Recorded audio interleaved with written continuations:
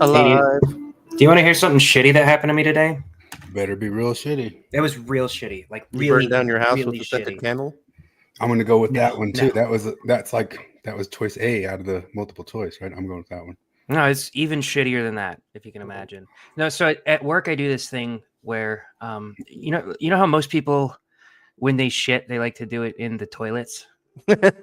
Usually, I actually kind of like to shit. Will it work? And, No, they don't do that. And like smear it all over the walls and stuff. Yeah. Anyway, I came into a meeting with my boss, and I was actually going to ask him for some money. And dude just totally ambushed me with these accusations of me shitting and smearing it all over the walls. Just a complete and utter ambush. Like video of it? Yeah, he's got video. It's probably a little dicey in the legal area, but they set up a camera in the bathroom. They got video of me shitting. But I'm like, what is this ambush? Yeah, no, and then they went to your Facebook profile where you published a video of yourself shitting on the walls. Gosh. Yeah. And he ambushed with you that. Yeah, And that's the other thing, like, and he had no evidence except for he made the claim without evidence other than the evidence. Well, I tried explaining to him. No, I like my shitting on the walls was like in posting about how I like to shit on the wall. That was all figurative. I don't know, like why you think that means I really want people to shit on walls. Look what just dropped. Oh, no way. Yeah. What? We might have to watch that, but we got so much. Desperate for content. So much. Is that just the video that he never released? I don't know. He just barely dropped this 20 minutes ago. Ah. It's funny. What were you referring to something? I don't know if that was a reference to something. The getting accused of shitting all over the bathroom. No, it's unfair when people ambush you with evidence of the shit that your country is doing. That's the BBC's. You're talking about the ambush of the video, yeah. The BBC's their top story yesterday was Trump ambushes South African president. With proof that there are politicians calling for the murder of Afrikaners in his country, and ambushed him with a whole bunch of printouts showing exact incidences of this happening. The other thing that the BBC did, and NPR too, it's just like it's just such pure propaganda. Is they had this whole thing like fact checking Trump's claims about genocide in Africa, and their big gotcha. They're big and the leading thing was that Trump showed a picture of a bunch of white crosses, and they weren't graves, and said that these are the burials of murdered Afrikaners. But it turns out those weren't burials. It was actually just a memorial that they set up where they put crosses up to represent murdered Afrikaners. Their corpses were somewhere else. But fact check, Trump. Yeah, Trump lied. That's not where the bodies are.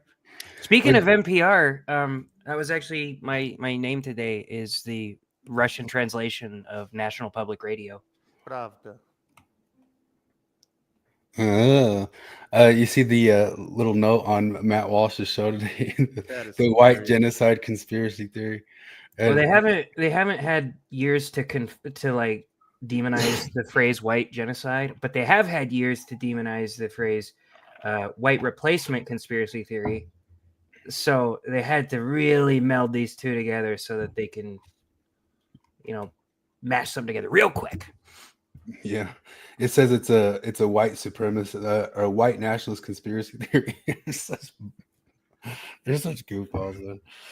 I mean, that thing is like popping up, and everybody's like, "What? I've never heard of this." And the African president was trying to pretend, the South African president, like, "What are you even talking about?" And I remember like Molyneux's and Lauren Southern's documentary on this in like 2018 or something like that. And, yeah, it's been a while. And they showed him that video of those people in the stadium cheering "Kill the Boer" and all that sort of stuff. And I saw that video forever ago. I think we played it on here. Yeah. Did you see like the defense of that? Like everybody on the news is talking about they say it's just you just don't have the full context. It's an anti-apartheid song, and it's really like more metaphorical than anything. What? So He makes funny. like gunshots. So he goes, kill the boy. It seems pretty on the nose if it's a metaphor. Yeah. I remember they all freaked out of that song, like try that in a small town. Like, no, this is stochastic terrorism, and that's a metaphor. And we had some stochastic terrorism today. Well, last night when a BLM activist went to Washington, D.C. and murdered 2 Jewish people coming out of the Jewish Center in Washington, D.C. and then shouted "Free Palestine," and it's all fine. What do you think If you go to the NPR story, most of the top comments are either saying that's justified. A bunch of them are saying that it was Mossad who did it. Interspersed with a couple of people saying like, "Oh, this is tragic. This is awful. Violence is never okay." But those are by far the minority on the NPR comment section. Because like I've been saying for a while, the most anti-Semitic place on the internet now is the NPR comment section on every story about Israel. I wonder what they were doing in that Jewish community center. They were having a meeting. They had a panel discussion about what they can do to ensure that aid gets to Gazan civilians who really need it. Oh, okay. So without it being intercepted and stolen by Hamas. I can see an why ongoing problem. I can see why that would upset the Free Palestine people. Yeah. Okay. Exactly. That was sad. They were like an about to be married couple, like he was going to propose soon or something. He bought a ring just to make it. See, that's what makes it a Mossad thing. It's just a little too perfect. They set it all up. Yeah. Why is Divas wearing a MAGA hat with horns on there? Does it actually say "Make America Great Again," or is it like yeah. Does he not check what AI is doing as he fart out his? I guess that's what devils wear, So we saw that one earlier this week where he was asking if you should stay a member of the church or not. I'll let the audience decide. And it was like a picture of him holding a pumpkin in a pumpkin patch, like he was part of one of those Lifetime movies or something. Yeah, why is that? Yeah, why that? I guess it is just whatever the thing pops out. But I guess lucky for us, one of our strikes, the counter strike, got taken back. We this week on Twat Watch. This week on Twat Watch, I didn't have very much to cover on him. I wasn't going to cover him very much, but now I'm guessing that's just the video that he posted, and I think it is removed. Because I pulled it up on my phone, and it says that I've already watched it. Yeah, so he posted it and removed it a while back, just going over being perplexed on why stuff went weird with a Streeter or something like that. Well, I don't know that he ever posted it, did he? I thought it was. It was posted for a little bit or something. Yeah, because I remember we watched. We watched it, but it's because we got a link. It was unlisted. I don't know. There it is. We're down to just one copyright strike. We can't watch that Streeter video tonight, or we could get a second. What were you saying? The one what? Because I think the one strike, like even though he was a total douchebag for striking us for it, there's the one you boomered, which is like that one was technically. Well, I can still get away with it, and he obviously does that same stuff with all of the TikTok stuff he uploads. Yeah. But it was an edit, and I know Sargon got away with an edit, but it's true that I just edited it down to the parts that I wanted to talk about, rather than editing it for you never had the meaning of it. You published it because of boomerism, not because you were trying to steal Divas's content. Yeah, I was just trying to have something posted up so we could watch it on a place that would play it better than Descript, which we might have to watch tonight. Although I think Maven left her video up, although she did remove a part about Risto that he requested her to remove. Did you guys see that little part? That's wondering, can I request all of the lies and smears against me? They have no video, Flip. You'd be just as bad as Divas. That's counter-striking like Divas. Because it's one thing to comment on me, but it's another thing to publicly smear me, is it not? Not that the question is, are you not an alcoholic? In fact, I'm glad you brought that up. It's time for today's booze corner. This is a drink of my own invention. I call it the functional non-alcoholic. It's 2 cans. It's 2 cans of light beer and 1 can of O'Doul's in a frozen Balder Stein, and that's the functional non-alcoholic. That's what I'm drinking tonight. Flip, are you looking at it right now instead of paying attention to us? Yes. Are you about to rage quit? I'm gonna rage quit by going to the bathroom to pee and then coming back. I don't know the stuff going on tonight. We got Steve, Troy, and I always changing the name, but I'm guessing that's Sinatra. I sent the link to the StreamYard tonight to Maven and Carrie, and just said so they're watching already. We're going to be reviewing your review, and so of course you're welcome to come on and speak for yourself. If we get anything wrong, you're welcome to correct us. We want to stillman your straw man. We want absolutely. We want to say your straw man is exactly as you said it. So make sure that we got exactly right the straw man that you exactly. Because we're just those kinds of dickheads that would ban somebody while we shit on them as hard as we can. Yeah, if people don't know, that was a flip the straw man on the thumbnail there, and we called it Strawman Flip because Maven reviewed the year-old debate now that is still on this channel under, what's it called, Brazilian Venture Brothers, which I just put because I thought it was just going to be you two bullshitting all night. Yep. And I thought I changed the name of it to debate for people to find, but I wonder if I could still try to do that and get it right. But I don't know if it's so easy to rename a. Well, I don't think you actually can rename stuff on YouTube so easily. It's actually kind of nice because anytime I want to show it to somebody, it's really easy to find because it's the only thing that comes up when you type in Brazilian Venture Bros. Wow. Yeah, debate might be harder to find. Although on Rumble, I accidentally loaded that one twice, which I backed it up, which I have way too much space now saved for Maven and Diva's stuff, which is just stuff that I'm thinking they're going to delete or try to strike on us. And I don't want to save you guys' crap anymore. So just stop being striker deleters. But that one's called just debate on Rumble, and it's loaded twice over there if you lose it and can't find it. But it's called Brazilian Venture Brothers here, and it was like a 4 or 5 hour long debate. I was not there because I was the cowardly lion. I just put the lion because we're talking still man. Jared's the still man, Flip's the straw man. I'm the cowardly lion, and we're all here to take you down the yellow brick road of feminist bullshit. That's one of my favorite parts. Is that other lady, whoever she was, like right at the beginning of the video when they start commenting on it, I tell Maven that I'm telling her why I think it's bad for pro-choice to strawman pro-life because I think it's the same way on the opposite. And I gave her an example as like there are some pro-life people out there that might say that, oh, the reason they want to have abortions is just because they want to kill babies. They just want to jump in a fuck pile and they just love killing babies. Well, I guess that would be a straw man. Yeah. And then the lady like starts laughing and saying, yeah, he summed up his position so well. I know they're so full of shit on that. I explicitly said that that's a straw man. I think like there's a few things that I don't think that they have plausible deniability on, that they consciously lied. They can plausible deny anything. Oh, that's right. You're not new to this game. Oh, that's right. I keep forgetting. If they have one superpower. So, are we jumping into it, or do you want to do other stuff first? There's not very much. I don't know if you want to like touch on that cult somehow. What happened to cult? Sure, this one. Hey, well, if your ideology is correct, then why do I aggressively misunderstand what you actually believe? Maven. Yeah, and also, so I sent.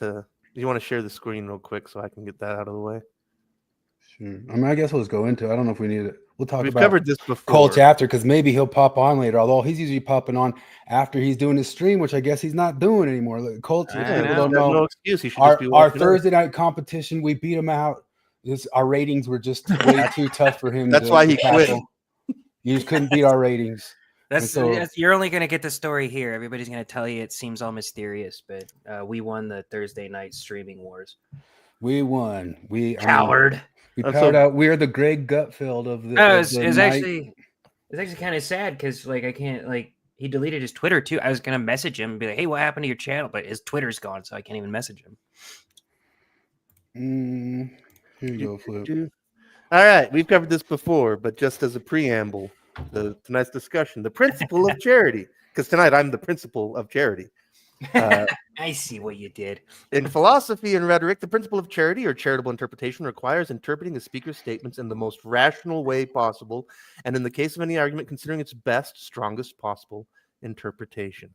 I sent a link to this to Maven after her show the other day. I'm pretty sure, like, I don't. If she's even getting my messages, I'm guessing she's just ignoring them. Because on the podcast, like, we all posted and we're all immediately banned. And Maven bragged about banning us. She bragged about doing it on there. But the Queen Silencer, who complains about being silenced even though no one has silenced her, has silenced all of us. Well, we've long been on about this. That, I mean, maybe like the reign of terror of Maven is ending, but she's been there, long housing, den mothering all the major ex-Mormon podcast communities for a while. Also making sure that none of us can comment on there because we're just, our ideas are just, they're so extreme. We say nuh-uh to her being extreme. That's how extreme we get. We get real extreme. And because of that, we can't comment anywhere on all of ex-Mormon world because I guess a purple-haired girl with an anthropology degree has declared it so. But I take that degree very seriously too. Tonight, audience, on a scale of Maven to 10, tell us if they applied the principle of charity. I was going to show also that I didn't comment at all on Colch's live stream. He had a live stream this week, which was kind of goofy because the Ward Radio guys went after that Life Takes Two gal, who we showed on here, saying that Cardin was Chad Daybell, and she could see behind the mask and all that sorts of stuff. That it's outrageous that they did a video on her. Just outrageous that they did a video on her, kind of calling out that. I mean, what did they even say? They thought that she was exaggerating that her mom ousted her out of her life or something like that, because she showed on screen the letter from her mom, and they were able to screen capture the letter, and they read it. They said, I don't think that really says what you say it says, but she came out with the video later saying, no, she for sure 86'd me out of our family. That's a term that just means removed from a restaurant. If you don't know, that's all. Yeah, that's the only thing it's ever meant ever.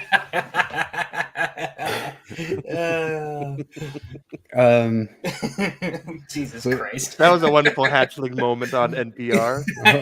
What is this 86 that suddenly has become a thing just this afternoon today? I am such a fan of NPR and their Russian counterpart, Pravda.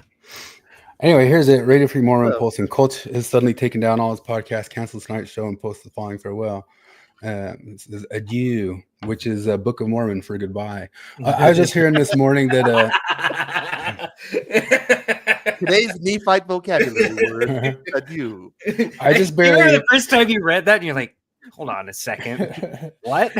It's kind of funny because just this morning the Lotus Eaters were talking about Tolkien, and somebody in Tolkien's world had Gandalf say adieu, and the Tolkien experts freaked out about it and said Gandalf would not say adieu. He would speak like an old English guy. He does not say adieu. I mean, the thing about Middle English is that it was heavily influenced by French. Oh, shut In fact, up. Today's modern. Well, if you listen to their language episode, French. it was complete kind of bullshit by Academic Agent and Sargon, who don't speak second language, each of them talking about how superior and manly the English language is. Oh, fuck off. And they obviously don't have the greatest understanding of other languages entirely. Yeah. But I like a the lot English of modern language English vocabulary is anglicized French that is unrecognizable to modern French. yeah, There's lots of French in our language. That was always very valuable because anytime I was trying to guess a word in Portuguese that I didn't I get the language down pretty well, but I didn't know a word. I'd be like, fuck it, I'm gonna Brazilianize this English word and like 9 times out of 10 it worked. Yeah, no, like all the Latin and Greek, it's easy peasy. But then there's a lot of stuff where you're like, wait a second, that I can kind of Frenchitize that and then backform it into Portuguese. Like, yeah, it works. Yeah. Yeah, but they were saying that any of those words that were smuggled in are the words used in the English language to be dodgy, and any of the words that are old Germanic are used to be earthy and rough and grumble and direct. And racist. The less you use the Latin words, because all the Latin words are used to be evasive, and all the German words are used to be earthy and direct. And Sounds retarded. It was retarded. Like English is a really cool language for a lot of, like, we have a shit ton of words. That's cool. Because it absorbs massively. Yeah, it absorbs other languages, and then we have like one language or one word that came from this language and another word that came from this language, and they were roughly synonyms in those languages, but we ended up keeping both words. Like in that Flip showed me that Adventure of English documentary. Did you watch all of that? Oh, I did. I'm due for another watch through. I fucking loved it. The example that he uses in that is the Norse word craft and the Old English word skill, and it's not like one overrid the other. It's we actually still have both of them, and they're just ever so slightly different. And I think that's the coolest thing about English is the sheer number of words we have. It makes it a bitch to learn. I feel really bad for anybody that has to learn English. We have it's called semantic specialization. Yeah. That's the name for what we have in English, and we have a lot more of it. In fact, I was just reading today when I was trying to nap. I tried to put myself to bed reading boring Wikipedia, and I was reading about the Andaman languages of the Andaman Islands in the Indian Ocean, and their entire numerical lexicon consists of 1, 2, 1 more, and some more. Wow. That's all of their counting. That's all of their numbers. Well, the real truth of it is like it is the language of empire, and an empire that really got communicative across the whole world and started sucking up all the other languages. And any dominant language that would be doing that would start sucking up a lot of different words and just being that way.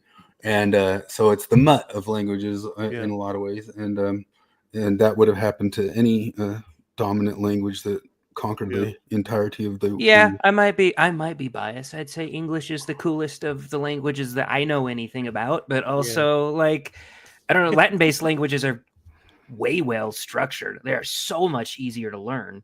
Yeah. That's the thing we have in English. Like I saw things like, why, if English is 1/3 Latin, is it a Germanic language? And it's because the nuts and bolts words of how you form a sentence are English. They're Germanic. And there's no getting away from it. And like for example, I am walking through a field with my friend to my home is entirely Germanic. But if I say I ambulate with my companion traversing the camp to my domicile, like all of my nouns and some of my verbs are Latin, but the working words of I and go and whatever, like those remain Germanic. They weren't being like totally wrong in some senses. That I just know in Spanish that they do speak in a more passive way. In like the field was walked through by me. There's always passive voice like that, kind of really going on in those languages. But you can also speak directly in them if you want to. You could make a Hitler speech in them. So this was on Colch's final podcast. So that's not sarcasm, right? No, I saw it right after a criticism of Maven was removed. I was reading it and it just like vanished right before my eyes, and then I saw that pop up. But I mean, I guess we don't have to worry. Maven's never said anything stupid or criticize anything about this because I guess Colch is gone. Colch is not. I don't know. Colch will be back. Colch, you're gonna be gone for what's the over under, like a month. I have no idea why he would or not. I could see it just being he got really upset on that stream because somebody used his real name and his real image and started commenting as him, and it upset him, and he thought it was the Ward Radio guys. I don't know if that led to it. He was supposed to have a stream tonight with Colby Reddish reviewing the RFM and Midnight Mormons debate part 2, and he was supposed to talk with that TikTok couple that's I don't know. He was going to be talking with them tomorrow, and then it's just gone. Hey, he's gone.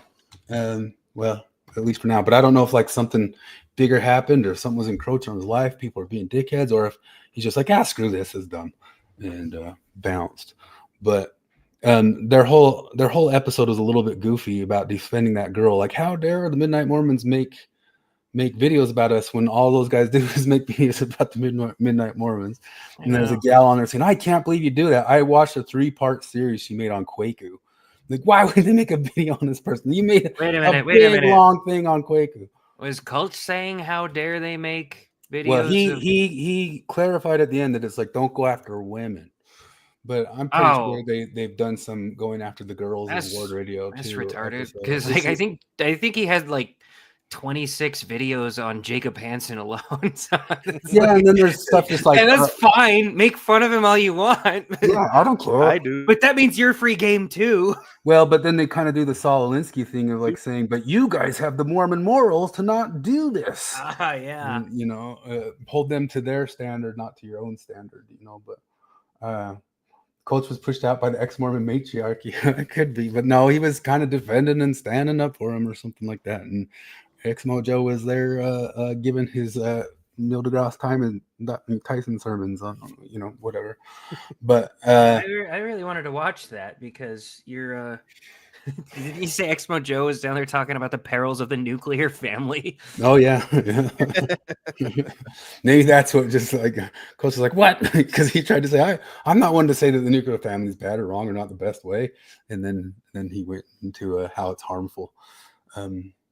But I don't know. I think he'll be back. I don't know what ruffled his feathers or upset him. Maybe he really was upset that he was getting doxxed so hard. I don't know. And I hope Exmo Joe pops into the comments again so we can go off on him again. That's just like tradition at this point. Yeah.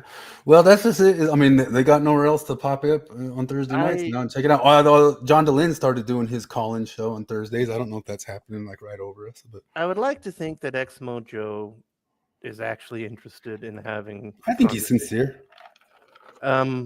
But well, okay, do it then, guy. Speaking of which, that we still have that call out to that, who's the other dude, Christian or something? Kendall, just today, Matt Walsh covered like a whole thing about how his book got banned from some Oregon schools up there. And why did that get banned? And you want to know what? I'm not totally like against that book being banned from elementary schools because it's not really an elementary school book. But Matt Walsh, what to say about Oregon there? Are they book burning? Ryan Wimmer said, side subject, I'm convinced after Mormon Stories this week that Smith should have used words polyamory and swinging instead of plural marriage.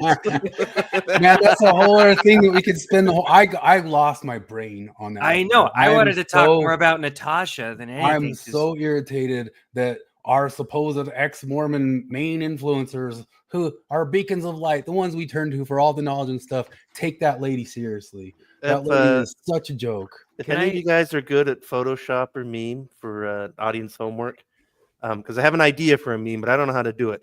But I want the TLC, the History Channel aliens guy, but with Natasha Helfer's face. And instead of saying alien, she says dildos. Dildos. No, it should be... Well, because it's got to be something bad. The monogamy's coming for you. Don't let monogamy take over your life.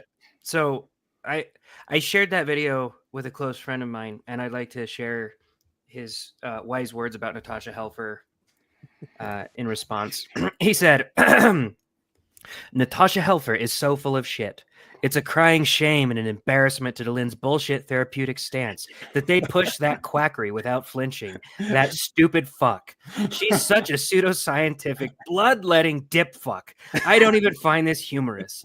They are humoring a piece of fucking shit rat piss selling snake oil salesperson.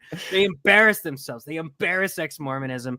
She is the phoniest thing I have laid eyes on. There is nothing about her that will stand as real science. She's as much of an expert as the Karen manning the desk at Circle K. God damn it. There is so much to be pissed about tonight. They're such fucking retards. That was Sunstone, right? Who said that? Is that a Sunstone quote? I think that's a Sunstone article. It was from my very erudite friend's Substack.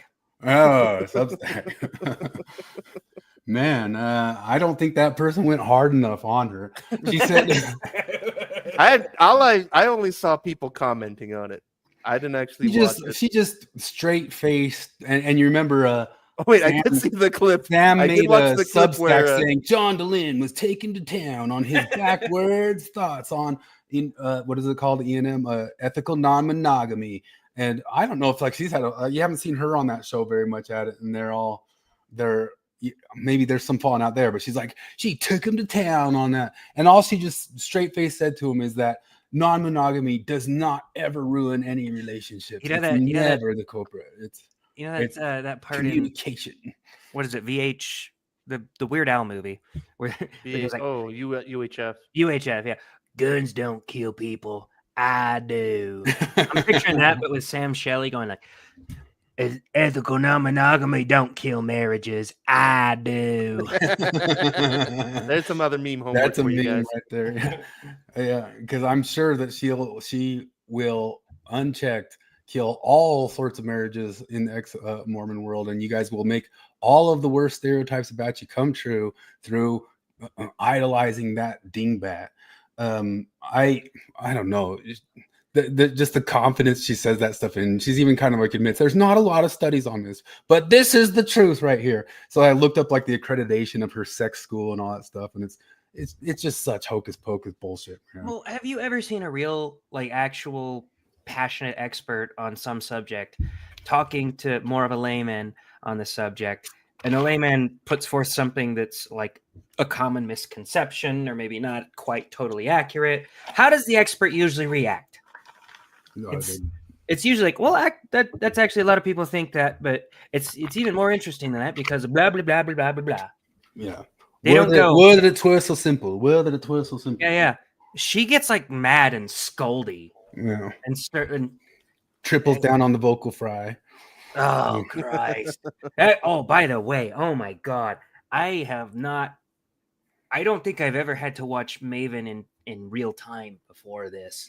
Because I jumped onto it and I was only like 20 minutes behind, so I like triple speeded that shit. And then when it caught up, holy fuck! I heard every single. She likes pregnant pauses. Pregnant pause. That, you know what? It just pisses me off. That's a good argument though. That's how you argue with something. You say, "Oh, I wanted to die." This is an argument right there. Like, she does that thing where she like grimaces and like looks up to the middle distance and shakes her head. It just,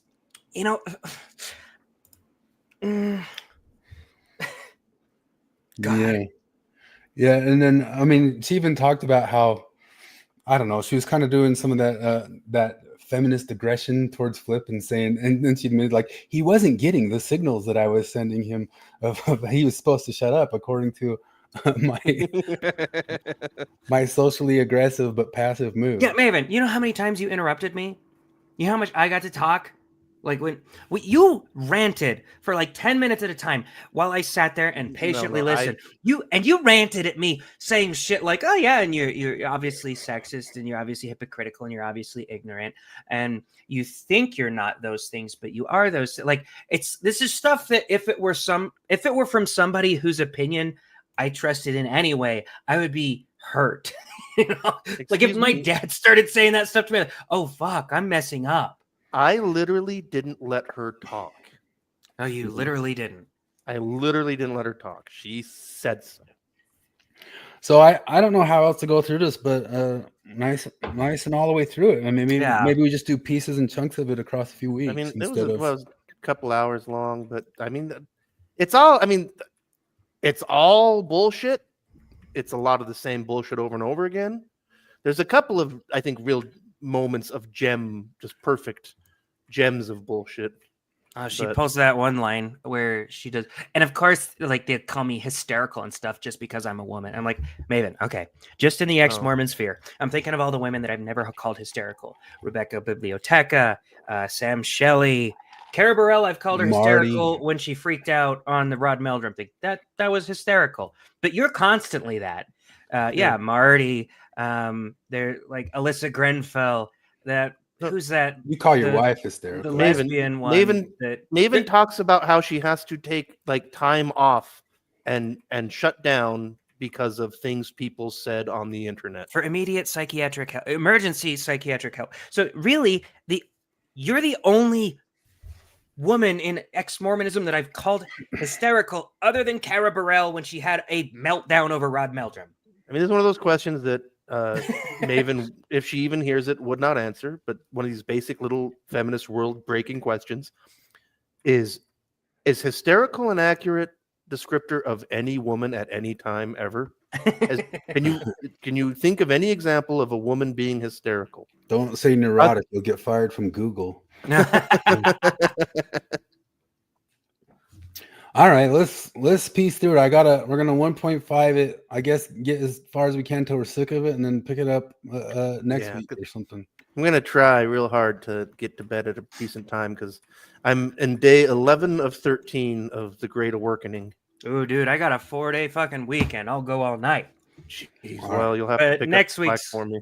Next week's gonna suck ass. I'm gonna work 3 hours late for Tuesday, Wednesday, not Thursday, so I'll be here.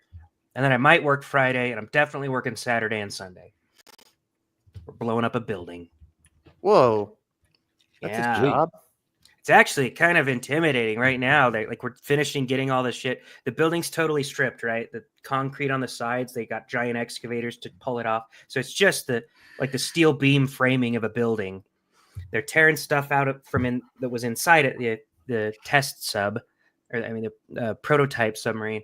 And now we got the guys with the explosives coming in. They don't have the explosives yet, but they're cutting in each one of the steel beams. They're cutting like a chevron, like 3 in each beam, except for the ends of the I-beam. So there's like 2 inches of steel on either side that's holding together this entire massive structure, and people are like inside it working. I'm like, I'm not going in there. Just one fat lady going down the stairs will bring the whole thing down. I know. I'm like, I'm sure there's a lot of science and thought behind this, but I don't know it, so I'm staying out. Troy says Kyle Dunnigan has a bit about pre-traumatic stress disorder. I have not seen that. No, that's some wordplay that we should have thought of. That's on the Pussies. They talk about it where he's pre-triggered. I can't remember what he calls it. So I mean, yeah, I guess we'll just charge it through this.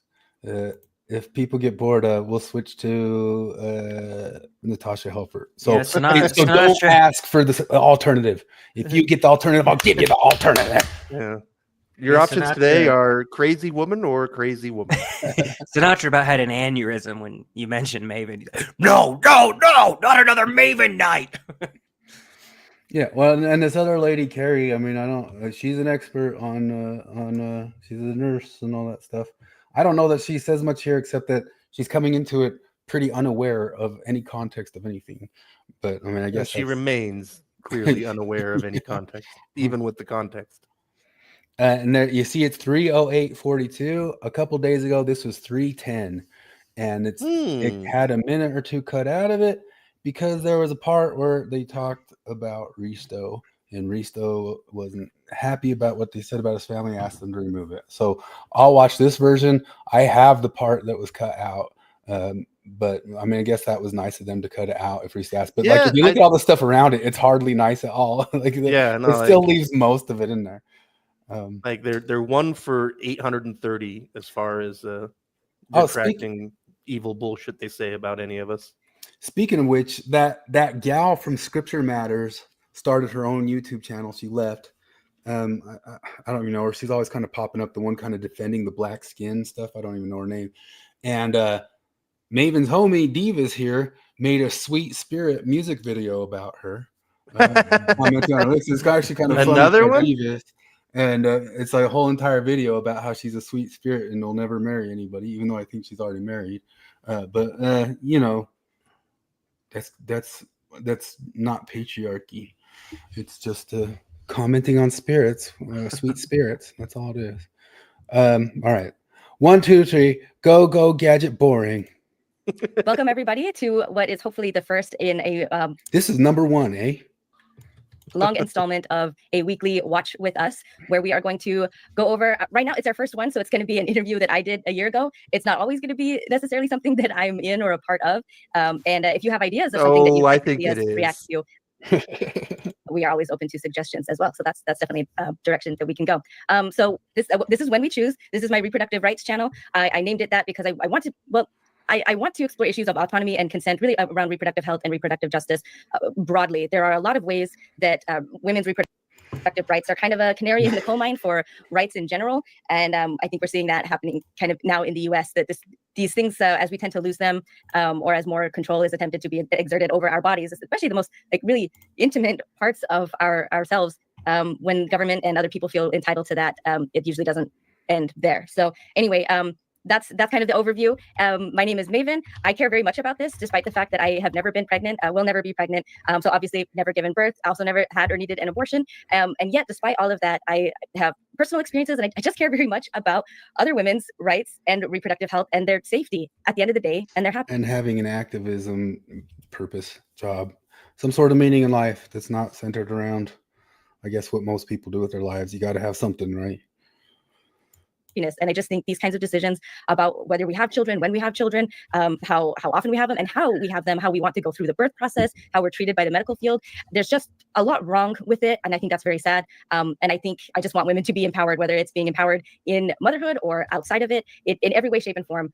We deserve to be happy, and we deserve basic human rights. That's how I feel about this, and I feel very, very strongly about it. And then, so I've got my co-host, Carrie Sweet. She is an author, and she brings the, I think, personal experience and also medical expertise. Have you guys seen her on any other stuff? I swear I've seen her name before floating around. Yeah, maybe, but I can't just pick anything out. But also, just like right there is that whole thing where it's like she says, "Oh, I think that women deserve rights and women deserve to be happy." Okay, how about people, Maven? Do people deserve rights? Do people deserve to be happy? Your framing already kind of gives away your game. Men are just cannon fodder, Flip, and babies. Well, it's also her bullshit fetuses. where she's like whether I want women to be empowered, whether it be in the professional world or through motherhood. That's just lip service. And if we get to Natasha Helfer, you'll see that there's the whole queer theory thing where they say no mode of being is superior to any other mode of being, and that's stupid. But it's also not even true. It's not true, but it's not even true in their worldview. Because as soon as you start talking about these, they cornered Simone de Beauvoir on that when they're like, "What are you saying? We shouldn't let women choose to be stay-at-home mothers?" Like, oh yeah, we shouldn't, because too many of them would decide to be stay-at-home mothers. That would fuck up our cause. But that's what Natasha Helfer Parker was the entire thing. She's clearly thinking everything queer is superior to everything not queer. And that's, I guarantee, if a girl said, "Hey, look, I'm 50-50. In fact, no, I'm 49-51. 49% leaning toward going to college and getting a job. 51% leaning toward marrying this guy and having kids with him. Which should I do?" What do you think Maven's going to say? That I lack. I have a degree in cultural anthropology, so that's probably the angle that I'll be exploring most things. But you have a degree that was more mind warping than the MTC was for me. Oh, for sure. You've been through a larger education camp than I've been through. Well, except I also went to the university, so I've been through both, and the second was worse. But I'm so glad to have you here, Carrie, to balance this part with some really needed, accurate medical information. So I'm going to turn it over to you to go ahead and give us your bona fides and whatever it is that you'd like to share to get us started. You see, you know how Maven said that RFM and Bill Real brought her on for smuggled in bona fides? I don't know that Carrie Sweet adds anything to this, but gee willikers, why are these guys so mean? And thanks for your doctorate and saying why are these guys so mean, but I don't know that anything else is really added. Sorry, maybe next time. Started off before we jump into the show. Awesome. Well, I am a clinical nurse specialist, which is an advanced practice nurse, and I actually have a doctorate in nursing. And my doctoral work was about autonomy in birth. So this is all of the issues around birth, and women's health and reproductive health are very important to me. I spent a lot of time doing my doctoral work on that, and I'm just excited to dive into this. And my goals are mostly to provide education. I have my own personal beliefs, which we mirror. You have your own personal beliefs. Do you dare share them with Maven? Why do you say you have your own personal beliefs? Because they're separate from Maven's? Do you dare tell her what they are? Could they be moderate at all and you're worse than a rapist?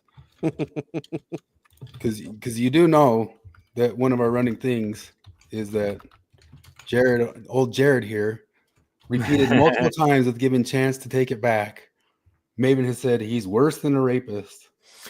Well, and we learned today again and again and again, as Maven has said many, many times and made explicitly clear, that unless you are pro-choice, which is to say that your opinions match hers entirely, you are necessarily misogynist hypocritical, and what was the third thing? What was I'm it? escaping on Ignorance? some- No, damn it! I can't believe I forgot I this can never already. remember the third one. There's three It's pillars. misogynist, hypocritical, and well, I guess we'll have to wait for her to say it again. Gay. Oh, I wish. Charles says those are the two options most weeks, but I think he's talking our options between Maven or Natasha Helfer. He says I'd rather hear about submarine prototypes than Maven. Yeah, me too. I love Lysis says submarine. I wish I could remember the Maven song. I want to learn it. Man, it's so good. Dude, the next submarine. The next thing we're taking down is an aircraft carrier prototype. So it's got like a segment of an aircraft carrier in the building. And then the thing after that is a huge submarine prototype in this gigantic, like 40, I think it's 45 foot cement pool that they used to fill up and test it out. It's pretty fucking cool looking, climbing around in there. Anyway, sorry, go on. That sounds way more fun than climbing around Maven's bizarre brain. Charles says, wow, it sounds like she could use the right to keep and bear arms to defend her rights against government tyranny. I'm telling you, she's a straight libertarian, man. She just says, how can the government be in any of this? So I'm sure she's just straight anarcho libertarian. That's just totally her. Well, that was your comment that got you immediately blocked on the comments. Yeah, I said that in there. Is libertarian on one subject. Libertarian for one subject, Maven, and then I couldn't comment anymore. I don't even know how that one happened because I thought she had me banned before. And then Ryan says Maven is an intellectual force to be reckoned with. And then Steve says racogynist. You are a racist and a misogynist. Raceogyny. Yeah, that raceogyny, man. Oh, racist. That's what it is. It's hypocritical, misogynist, and racist. Those are the three things that you necessarily have to be. I don't think it was racist. Hip racist. I don't think it was racist, was it? I think so. I mean, she's brought it up a bunch of times. I don't know. She always go to istophobe, and it covers everything. You're an istophobe. No, she's got her three pillars of pro-life. Is it? I don't know. She mentioned before that, like she said that when she shit on RFM and Bill Reel, she mentioned that pro-life is inextricably connected to white supremacy. She's definitely said that before. But what she says in here, I think, is that there's her three pillars. And I guess we'll have to. That'll be that. I tried to ask her to dissect it to me, tell me how I'm a hypocrite, because I've never purchased an abortion, and so until I'm confronted with a situation where an abortion would be easier for me, you don't know if I'm a hypocrite. Tell me how I'm misogynist, and tell me how I don't remember the last one. Yeah. But just going back to this lady says, I have my own ideas. Do you dare share them with Maven? Just like when Divas was defending Maven and he said, but Maven, you're too extreme and I have my own thoughts on abortion. Like Divas, like that was all RFM and Bill ever said to her. So you guys keep saying this stuff and you don't realize that already makes you just as radical as her, according to her, which she says multiple times in this. She points it out when it comes out in the conversations. You guys are just as radical by saying, don't be so radical. Or may never talk about abortion, but to just really look at the black and white facts as we know them scientifically and medically today and answer those types of questions that people, because both sides of this debate have used language. Both sides. To try to manipulate people's perceptions, either like it's, we can get into all the different terms in the future. I have to pace myself. We're only going to focus on one of those sides tonight, right? Okay. With our very thorough academic angle on everything, detached. And also, hey, she wrote books, okay? Remember, there's no nuance. It's all black and white. There's no Megan actually admits that when in this debate when I was telling her, like, I feel like there's a black and white way in which we view this, and she interpreted that as your view is black and white. That's not what I meant. She's like, oh yeah, my view is black. My view is black and white. Yeah, and I was like, no, what I meant is that your view of your opponents is black and white, and well, it's because it is. It's how There's could a it, lot what of else could it be?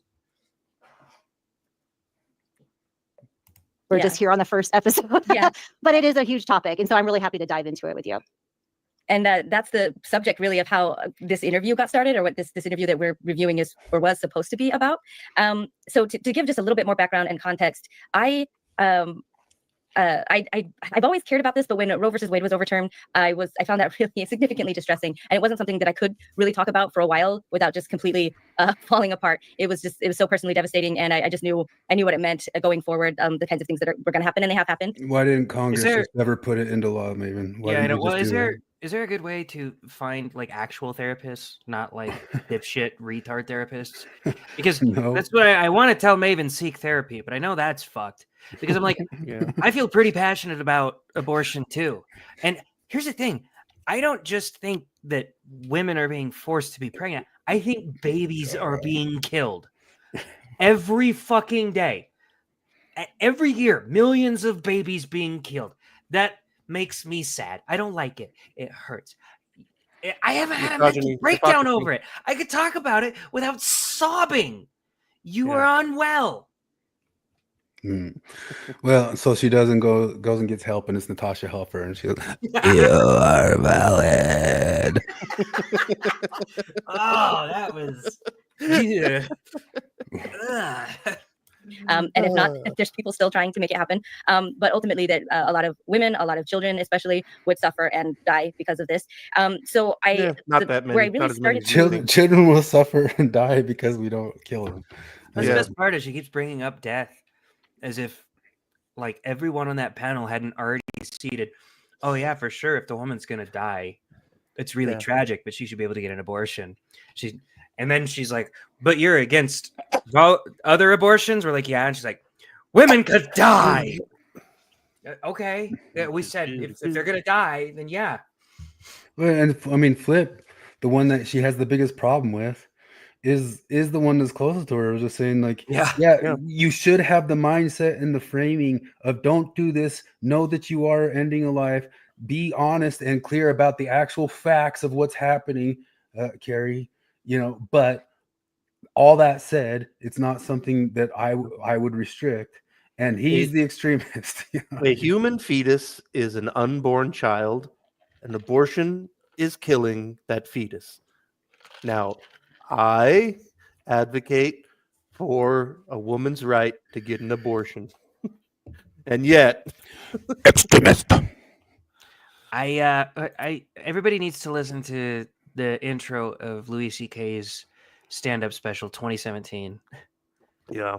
That's basically Flip stands, I'd say. I think it is the comedy version of it. Yeah.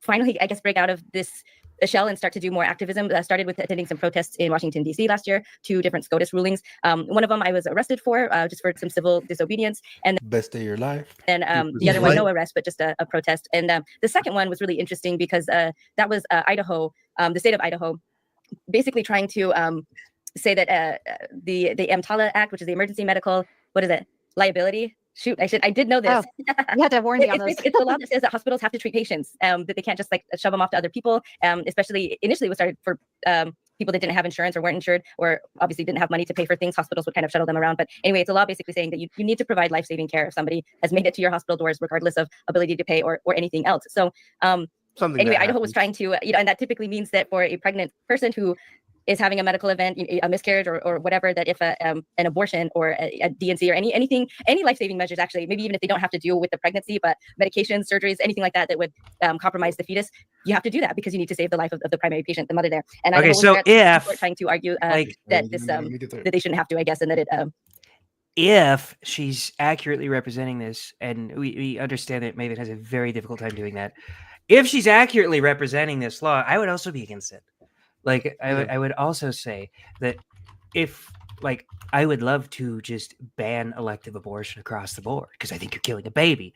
But I think we should have very strict laws in place saying that obviously you need to get rid of ectopic pregnancies. Obviously, if somehow the woman's life is in danger, like if she's going to die, then yeah, I still find it a tragedy. It's sad that the baby had to die. But like, and I don't know any pro-life person who's, you could probably find them, like you could probably find some crazy extremists who are like, no, God, there's a God's will, and like God wants the mom and the baby to both die. Like, Yeah, well, none of those no. people are going to church this Sunday. And by the way, it's the same standard I would apply to my wife and my 7-year-old kid.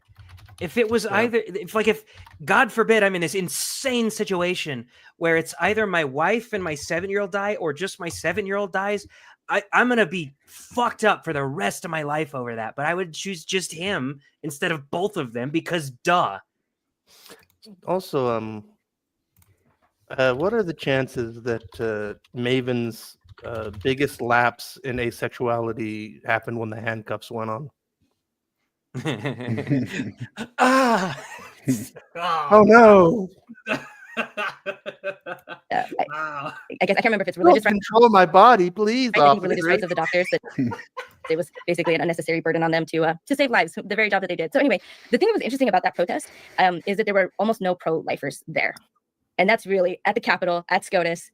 Like the previous one, it was massive on both sides. This one, there's not a lot, and I just think even pro-lifers know like kind of how diabolical that sounds. They weren't there to show up on our side though. They definitely weren't interested in like protesting for or against Idaho and saying no, you should be saving pregnant women if they're dying. But they also weren't there to protest. So that's I spoke about that, and that's I think how I came to the attention of Marty, who will. There's a whole panel of very interesting characters that we'll be meeting. But I You guys are all characters. We'll I be was smearing. there. They have jobs, Maven.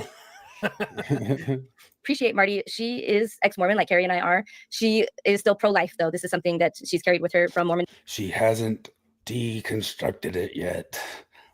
Yet. The Mormonism. When you reach the end of history and get there and become the eye of the history, looking back of the all-knowing Maven, then you understand that the Maven's correct on all the things, but not yet. Until Marty gets there, Marty with 7, 8 children, an engineer, a whole big life, and a podcast where she's very, very, very reasoned and talks with people and gets to a lot of her own conclusions on a lot of different stuff, and even pushes back on us like a boss, quite a bit. Someday she'll catch up to Maven. Even though she's deconstructed the rest of that. And so it was her idea to bring me onto the show to talk about not actually about pro-life versus pro-choice, but messaging, just like you were bringing up, Carrie. And I admit I'm quite, I don't know, what's the word, caustic sometimes. I can be inflammatory in my speech about this. This is something that I'm aware of. And I don't know if other people have gone through this too. I flop back and forth a lot and trying to figure out how I want to talk about this issue because it does get me so emotional and so angry. Not if you're a patriarchy. Especially when I'm seeing the harm. You patriarchy. And but then also there's this kind of tone policing, just as women in this church and very conservative. You tone police worse than anybody's ever tone police. Holy shit. This entire time she keeps accusing us of they cannot obey the standard to which they are saying that I should be held. No. Yeah, I don't even care if like she tones police. Like if she said like, Flip, you're talking kind of rough for me. Could you tone it back? If she said something like that, fine. And I'm sure Flip like, okay, let me say this in a different way. You totally would do that. We're not tone policing you. We're telling you you're an asshole.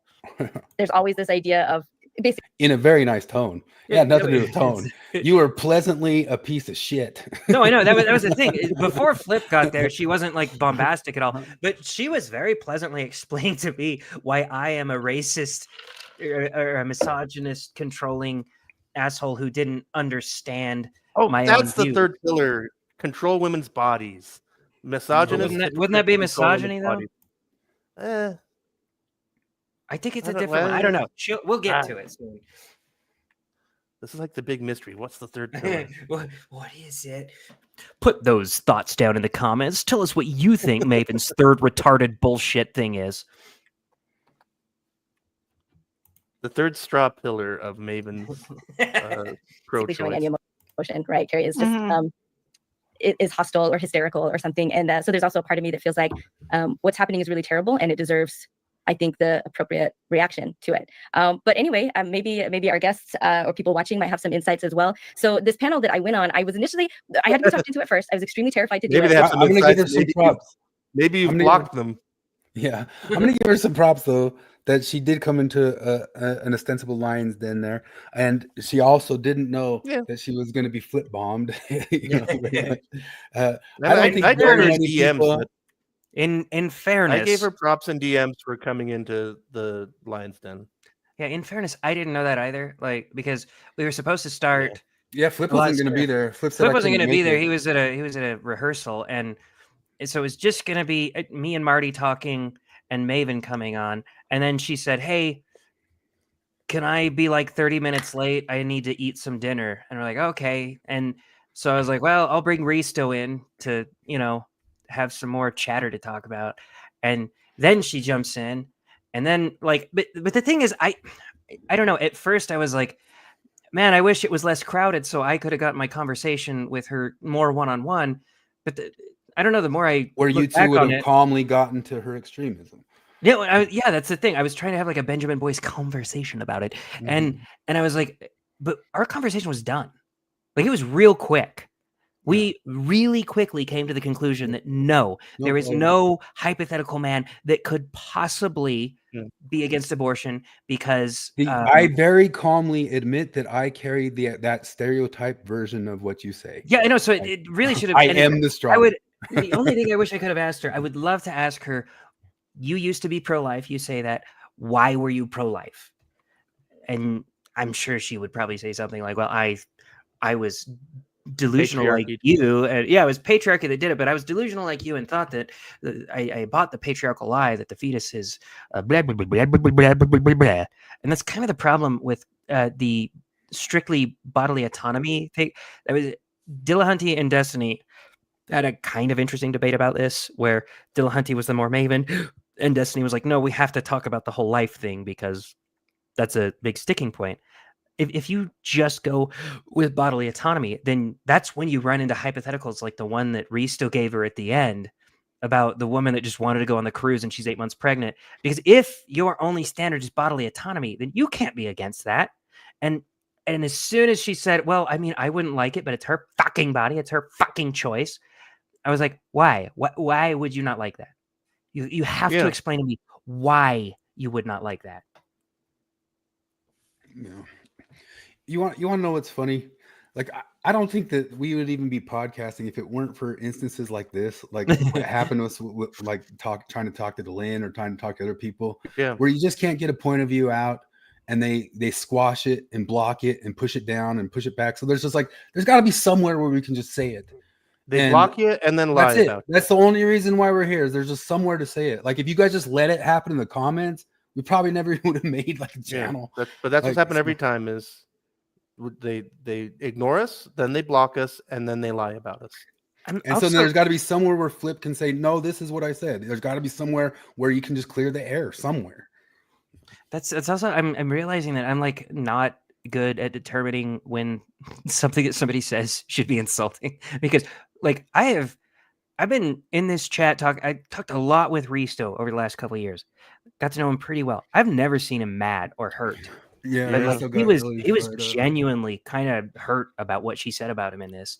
And in my head, because she started talking about how terrible he was, and then started comparing him to the father that rapes a baby into his daughter and forces her to have it. And I wasn't going to say what it was, just to like not have it. Oh, sorry. I don't know if even because it's too late now, but we can edit it out later, I guess. I've got the edited out part where she says the edited part, but I mean, she did kindly edit like a sentence out of that. Yeah, and so I'm like, when he got really hurt about that, I was like, I don't know why that bother you. But maybe it should bother you a little bit. That's the thing, because you could just complete lies about you, just like brush off the head. No, I'm just so fucking jaded by now, because like she could come to me and say, man, your son would be better off if he watched you get raped to death in front of his face while you told him you wish you never had him, and then he could deal with the trauma better than growing up with you as a dad. If you said that to me, I'd be like, whatever. That's how goddamn jaded I am from all the fucking Mavens I've interacted with. I was way more scared at the thought of coming on this show with these guys and with Marty than I was getting arrested. She says like the name of this is I'm glad I did it, but probably never again. I'd imagine it wasn't like a very pleasant experience at the end of stuff, and I could see why she wouldn't do it again. Although you'd get all sorts of content from it, Maven, if you kept doing it. But props to her for going on Lions Den that one time. And I think it was the first time anybody has ever not treated her with kid gloves, and I'm not even kidding. Probably. But I think all of us have tried to submit ourselves to go to whatever Mormon Stories or whatever lines in. Like whenever there's a call for somebody to come defend this, we try to submit ourselves to be that person. Like we've tried to go into Lions Den, they don't let us in the Lions Den. No, so Forrest said, I do think that's an issue though, Jared. It lets them get away with it without realizing what they said is evil. No, that's kind of the point I was getting at, is I think you're right. Like, I don't think I'm right. I think Risto's right to be pretty fucking mad about what she said about it. I think I'm wrong. I'm just broken and jaded. So this isn't like a shitting on Risto thing. This is Forrest is totally right, but I'm a little bit like you. Like if it's such a lie, I'm just like, okay, buddy. You know, I always compare it to like if a guy with Down syndrome tells you you're stupid, you're gonna be like, okay. If the worst thing that ever happened to me because of feminism was just a horrible slanderous lie, I'd be in good shape. Yeah. But I'm so glad I did it. And once the show got going, I feel like you should do more. Maybe you can do it. You could. Risto is up to have the discussion as calmly and quietly as you want to. He submits himself to that all over. In fact, Risto wants to try to have a discussion with Jacob, but Jacob. I think Jacob's upward and onward. He's up in the Andrew Wilson world. That is a lie that Maven tells coming up, though. Is she says that she tried to talk to Risto, but he just something like he says he wouldn't do it, and he put in the comments like, "I've emailed you several times, you've never replied." Well, when they present everybody too here, tells him basically what she told me, where she's like, "I'm sorry, Risto, I just don't think you're being honest." Like. Okay, then at least don't lie about me. Like you can say, like, well, I don't trust him, but he has said he's open for dialogue. Yeah. When they present everybody on the channel, which is coming up pretty quick here, they're a little bit wrong about that, which you can understand. They don't have to know like the whole background of everybody they're talking to, but they thought everybody on the panel was ex-Mormon. Who knows what? I think they kind of assume you guys went from ex-Mormon to evangelical Christians or something like that, but that's what they thought about Risto. Risto is Risto is an observer of the Mormon world, just one of those guys who found it all interesting and popped into this planet, and we're all happy for it because we love Risto and we love well, he mentioned that in the chat, and she saw it and said, "Oh, that's my mistake. I didn't know you were never Mormon." Kind of got into a groove, more or less. And initially, I thought that they were being sincere and wanting really to have a dialogue. It was sincere the whole way through, man. It was sincere until she realized she couldn't radicalize us. Yeah. And talk about. But I mean, it also is sincere that Jacob didn't. So Flip, one of the things that I feel I do, if a little bit in this world, is make sure that Flip keeps getting into the Mormon world, because he's the big he's the big stink bomb that like pops in and ruins like all the fun. And I feel like the ex-Mormon world's got to deal with it. Like, here's Flip, deal with it. Like this is part of the world. This is part of what you have to think about and talk about and all that sorts of stuff. And as rough as and harsh as direct as Flip can be, it's part of an ex-Mormon experience. It's a Mormon story, right, John? So I think that like I'd say like 80% of the Facebook groups Flip's been banned from, it's probably for calling somebody a hack. Because they immediately go, ad-hom, block. Just like Flip is here to teach you about the wines and the bitters of the world, and he is one of those. He's one of those acquired tastes that when you get him, he is just about as good as a cigar or a scotch or anything like that. That's Flip. Seer Stoner tried so hard to acquire that taste. He just couldn't. I don't think he did. No, he didn't. He just wanted to be your friend. About messaging, I'm still trying to wrap my head around what he was trying to get at. I cannot figure it out. Well, anyway, no, it's you're a different kind of person, and like people do, you're fun to talk to. People feel drawn toward you, and so I think he felt that, and he's like, but I need to change like the things that he says. I guess having respectful conversations and dialogue, and not kind of going to these places of hyperbole and stuff. So it started that way, and it actually kind of ended. I ended a little bit more hopeful than maybe people would think that I had any business feeling. No, you didn't. This is my hot take too. Is like, Flip will say hack and stuff like that, but he's mostly respectful. It's just direct and sometimes said gruffly. If I insult somebody, there are two things that are always true of my insults. Number one is they're almost invariably, I mean, I won't say that there's never been a time, but I try to make a point of, I don't insult somebody until I'm insulted.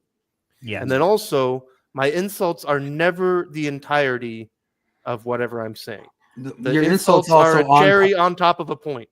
Yeah, it's a part of the content. You are not just pulling out of somewhere like, you're a fatty or something like that. I will make a point and then say you're a hack.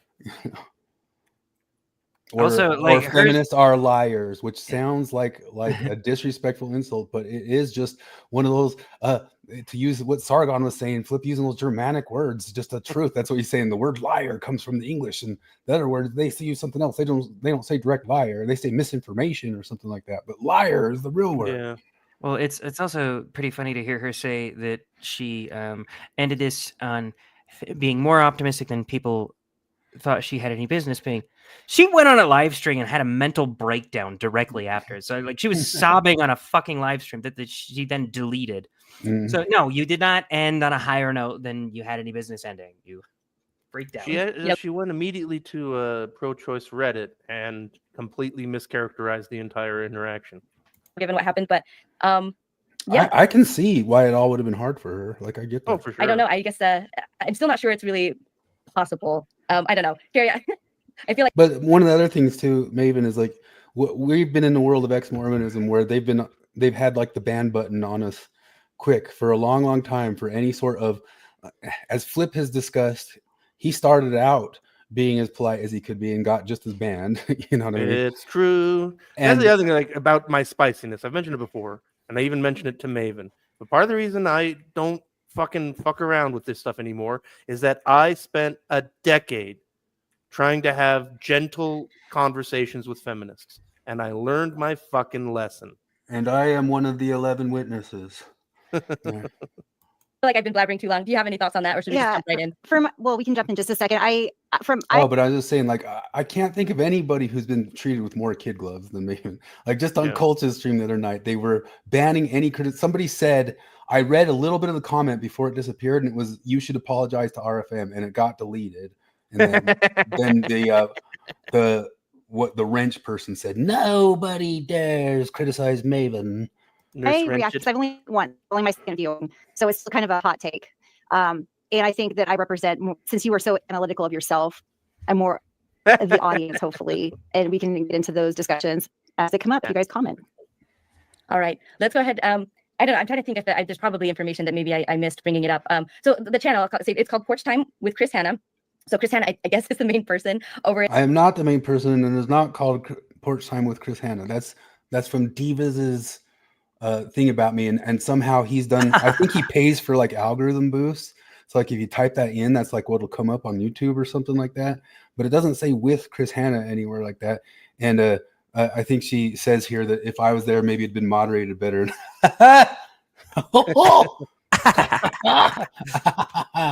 No, we got RFM in the comment. Nice. But he was not there. So Chris Hanna, he's in the channel name, but he's actually not here physically. He's not in the channel. And let me go ahead and bring it up on screen. So you see Marty is there in the top middle. She's the one that invited me on and kind of had to convince me a little bit. If you're looking at the screen, like to the left, then it says psychedelically informed Jared. That's Jared Higdon. His wife's name is Morgan, and Morgan and Marty, in the aftermath of this, actually reached out to me to do another interview. So that's a little teaser for what we'll look at. Which still hasn't been released, I don't think. Right? I think they're doing it next week. That's what it looks like. Which is like, oh my God, another Maven week. God damn it. I don't know if we're going to get through very much of it this week. We're 11 minutes in. So that's Jared, to the right of Marty is, he goes by Risto.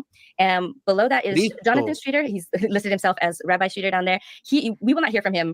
Fowler Stage Infinity +1. Well, he had the best name of the night for sure. She also didn't notice this, that Rabbi Streeter, I'm pretty sure that was like shitting on Maven actually, because it was like right into the end of.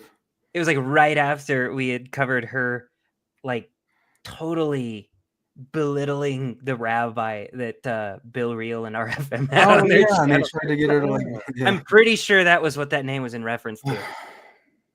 at all really until the very end because he's mainly moderating the chat. And then we'll be joined by one more guest who will show up on my left side. I don't know how Jonathan stayed out of this one. I think sometimes if you just like watch his face and the whole thing, it was pretty funny. Right? And he's his a name is Flip, master of subtlety. Yeah, but he gives a different moniker as well. we don't deserve Jonathan Streeter in ex-Mormonism. We don't. Yeah, he's too good for us. And so this most of these people they're ex-Mormons, but I kind of see them as like Word Radio, like an ex-Mormon version of Word Radio. Similar views, and, I guess ideas on wokeism and the typical things involving minorities or any kind of vulnerable population and empathy. But No Empathy. vulnerable Yeah, population is safe with us. They hate empathy. They hate empathy so much. When do we spring it on Maven that I'm a Latino? Yeah, that's actually they're discussing Only your name. 50%. Yeah, They're like, he goes by Flip. What's his name? his name is Felipe because he is Portuguese. But you can call him Well, Felipe. Brazilian. I'm Yeah. some kind of guy. Some kind of Brazilian. anyway, yeah, I think that's a good enough intro. Let's go ahead and Wait, Ward Radio, like I would hate to have you go back. I mean, I couldn't even dig it up, but there was an episode where Carden popped on. And if you want to watch Flip with Carden, you could see somebody get a little salty as well. and I'll jump in and play it, and then Carrie just say pause, and and we'll go from there. Okay. So Anyway, yeah, but I would love to have I'd love to have Morgan on our show sometime. sure. Well, tell us what you were doing in DC. Okay. First of all, I want to thank you for giving me the opportunity to come here and I guess face some pushback or criticism on something that I care very much about. So I appreciate that. So what I went to DC for was to protest at the Supreme Court over a ruling arguments that were being given against the ADA by a very strong anti-abortion funded media group, I guess. And the purpose of it, I think the goal of it was to ban, I think this is what they were going for, a nationwide ban of mifepristone, which is the safest way to have a bunch has come out about that thing since that it is nowhere near as safe as people thought it was. Oopsie. It's caused a lot of problems. Medical abortion, and also the safest way for to complete an incomplete miscarriage. So that means if the if a woman has had a miscarriage, but there's still tissue inside her uterus, usually the body will expel that. If not, though, if that remains, there can be a lot of increasing complications, up to hemorrhaging, infection, up to death. So it's really important that when something like that happens, that can come out. So anyway, it's also very accessible and very private. So this drug has been on the market for decades. It's a safer drug. It has less side effects than even Tylenol does. But the arguments largely were over hypothetical future scenarios. This is something I got wrong on my, I think on my initial interview. Well, I'm pretty sure a pregnant woman can take Tylenol without killing the fetus. Yes, a pregnant woman can take Tylenol. She shouldn't take ibuprofen. She can take Tylenol. I know that. My wife is like 6 months pregnant, so. You asshole. Women, but it was actually about hypothetical scenarios of doctors, pro-life doctors, who would not want to give the drug to a woman coming to the ER who may have potentially taken mifepristone to start an abortion and was having complications or needed help. Oh, that's them pausing. I thought it was when you said. Okay, yeah. So this was when I first started hearing this. Like, first of all, you did a great job explaining the different terms, and you do a good job of not assuming that people understand those terms. And then when you started talking about the hypothetical problems with banning medications. I don't know about you guys, but I didn't have like a terrible problem with Carrie in this. She didn't really know what she was watching or not. And I know. Just tried to get a couple things she did or said about me that I think were pretty outrageous bullshit. Yeah, no, her characterization of my Strawman. Oh, that's true too. Yeah, pretty fucking hilarious. Never mind. You're bullshit. She seems pretty smart though. Do you think she wrote a book? Maybe. I mean, she's got those wallpapers. I mean, whenever I see wallpapers, I go, "Whoop! Better pay attention." For medical abortion, I started right away. I'm like, that's my story because I had a missed abortion where I wanted that pregnancy, and there was barriers to getting the medication that I needed to make sure that I had the safest possible into that pregnancy. So we can talk about that another time. But immediately, we're talking about not hypotheticals. You're talking about things that I've seen as an OB nurse and as a person myself right away. So I was very hooked in. And your story is, we definitely have to cover it. It is really important, and it shows. Well, what's interesting to me is that your story happened before the overturning of Roe versus Wade. Is correct, and that's the thing. Is like this kind of sentiment it's been brewing, honestly. I think since Roe v. Wade, there's been a very dedicated effort to for every step of progress we've made since then.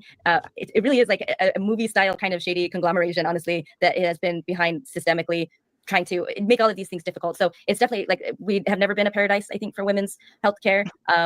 If it's the will of the people, including all the women that vote, maybe codify it into law through Congress. So this is totally unrelated, but have you ever wondered which type of cancer is the most researched and the most curable, and the one that has the most funding going toward it? Definitely dick cancer. It's probably dick. We do live in a patriarchy, so I assume it's dick cancer. It has to be dick cancer. Yeah. It's dick cancer through the butt. Yeah. If the patriarchy dropped the ball on that one, I'd be pretty fucking mad. They'd never miss that. Nah. It's been a problem. Medical misogyny has been an issue, and now unfortunately it's just been given like a turbo boost. So yeah, but I'm glad you said something because there's no such thing as medical misogyny. Yeah, there is. There's degrees. I'm going to school for it right now. I got it. Only 8 years, and I become a medical misogynist. Wondering I'm going to be the Patch Adams of medical misogyny. That's me, old Patch Adams.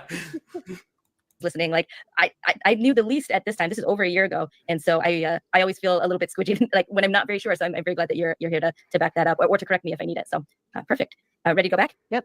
Okay. I'd be very interested to hear what her actual beliefs on abortion are, because as we stated before, she says she has a little bit different belief. Do you dare say it to Maven? Do you dare give any sort of middle ground in front of Maven? Yeah, like RFM probably. I mean, Bill Reel probably has about the same, because he's pro-choice, and I don't know. He's probably where Flip is. Like not super far from Maven, but kind of super far from her because an inch is 1,000 miles for her. Yeah. No, she is an uncompromising, dogmatic extremist. We all know that at the end of history, we all get interviewed by Maven, and we have to give our take on abortion. To see that is a constant theme in her videos. We are all on a deconstruction journey toward Mavenhood. Help getting more the tissue out that they would feel conflicted in helping such a woman. That ultimately was what the arguments were for, and then they were very weak, even admittedly by many other pro-life advocates. So, yeah. Any questions? I honestly don't. I don't know like anything about Miss Kristen or anything like that. So I actually wasn't even sure what you were really protesting there. I guess mainly. So the pushback I wanted to give mostly was I didn't even want really this to be a debate on abortion. It was more the amount. I see a lot of with culture war issues. What I view as more black and white thinking. And they just sped it up. It's not exclusive to the abortion issue. It's not exclusive to. So now they've got like a 1.5 on top of our 1.5. Mormons. I think it's just happening more often across the board. And I'll have you often say I do recognize that in myself. I do think it is Is it going too fast? No, I don't think so. A problem and a particular weak point for me, especially in this area. I think because it's so close to me, I find it really, really easy to get hostile in it, and I understand that is a problem, and I just. Whether I'm at a point where I don't know, am able to do much about it, or even what little I can, I guess it's something I want to be an effective community. How is it addressed? Like if you are so extreme, how is it addressed? If Bill, Real, and RFM aren't enough, how is what you were saying right here addressed? And sometimes that can be difficult. So I just again I think I understand why I'm here. And you were going to talk about this, and my understanding is that this is what you're going to point out. I just want to recognize you don't need to apologize to me for anything you're about to say because I'll admit it. Did Bill and RFM? Or maybe you should apologize to them. Oh, no, I just got banned from the comment. And outright that I have this bias and I have some issues in this area. So so thank you for allowing me on to bring them up and to be able to respond. No, it's not. Okay, I'm pausing there. I just want to say, like, you're amazing. This started out really well. That girl really talking was great. Did have a lot of hope for this. And to be honest, like I'm really disappointed how it went because I think almost everything that they bring up as a criticism of myself. First of all, like I just did there, I acknowledged it that it was an issue. But I think if you watch for this, I maybe like keep account of how many. If Cannonball Flip didn't come in, it could have been a Kendall Christensen conversation. But no. Many times any of these men display the exact behavior that they're criticizing me for with zero awareness, absolutely completely none at all. It's pretty astounding. I tried rewatching this. I never watched it again after being on the show. I tried rewatching it over the past couple of days, and I was really only able to get halfway through because it was just really really difficult. So yes, anyway, you're unwell. I just wanted to express that. I guess I'll talk at the end, kind of how this interview went. I think has informed a lot of where I'm at now and the tone that I take, and I guess we'll see why. Any comments? Ruined her. Maybe we made her this is our fault. This is one of the first times when she completely reverses and projects. Go back to it. Yeah, I didn't really know what to expect. I just knew I was going to watch this video, and the tone and just how kind of collegial everyone was. I was prepared for more of that. So when it didn't happen later, it was kind of a shock. Yeah. So let's go. Let's see what went wrong. What went wrong was niceness culture. I learned that from Carden. Carden told me niceness culture is the problem, and this was the problem with the conversation so far right here. All of even the ex-Mormons, there's too much niceness culture. Whoops. Sorry, guys. Here we go. I'm never opposed to people here. And then I don't think you have to apologize for having strong opinions either. I think Yeah, I lack it's strong not- opinions. I lack strong opinions, and I wonder if that's also not good. Because if you're just like, have you ever heard the phrase like you're so open to things that your mind falls out? Like I don't know, you gotta stand for something, and so I don't think that's bad to stand for Yeah. something. But So I guess I'm just helping to say, Marty, Oh, that was you in there. Oh the gosh. best part of the show. I think. Hard. Yes. it's more convincing. I And think. quite effectively. Yeah. Right, Like it's more looking convincing into an if infinity you mirror. want to try to find out the best solution. It's more convincing to hold up It's like we're in the temple, man. the best version of the other side, which the internet and online world generally is just terrible at in the first place, which is why I thought it'd be cool to have you on if we were going to comment on your video anyway, because it stops us from doing the same thing too, like of pointing out the worst in your video Does and it? saying, oh, look how silly that is, because you're here and you can well, actually, no, say actually, your like, it strongest. doesn't, because you just bring the worst in your video here. Like it's not like I could mischaracterize you any more than you mischaracterize yourself. Yeah, and Marty tacitly tells you right there that there's some bad stuff in your video. So. point, and then we can talk to that instead of like bringing up the worst in other people's viewpoints, I guess. Sure. So I get I'm not so much talking about like a black and white point of view on a specific issue, right? Like I understand thinking that certain issues are black and white. It's more like a black and white view of the opponents in an issue. So like an example in like with abortion is if I if I want to teach my kids to be pro-life or whatever, then I could easily strawman this, and pro-lifers often do by I could tell my kid, well, we don't believe abortion. You say, why? Well, because we think it's a baby and we think that it's killing a baby, and so we don't think that's right. And then he'd say, okay, well, what do the other guys think? And if I say, well, they just like killing babies, you know, they just really like it. They like just running around and having indiscriminate sex with strangers just in a gigantic fuck pile all the time, and then they just love killing babies. Can He's you gonna be pause like, okay, it, it'll work. Maven? They're It'll work for- hypocritical misogynists. That's the only reason anybody. I think that was such a What were you saying? because they're hypocritical misogynists. That's the only reason anybody likes killing babies.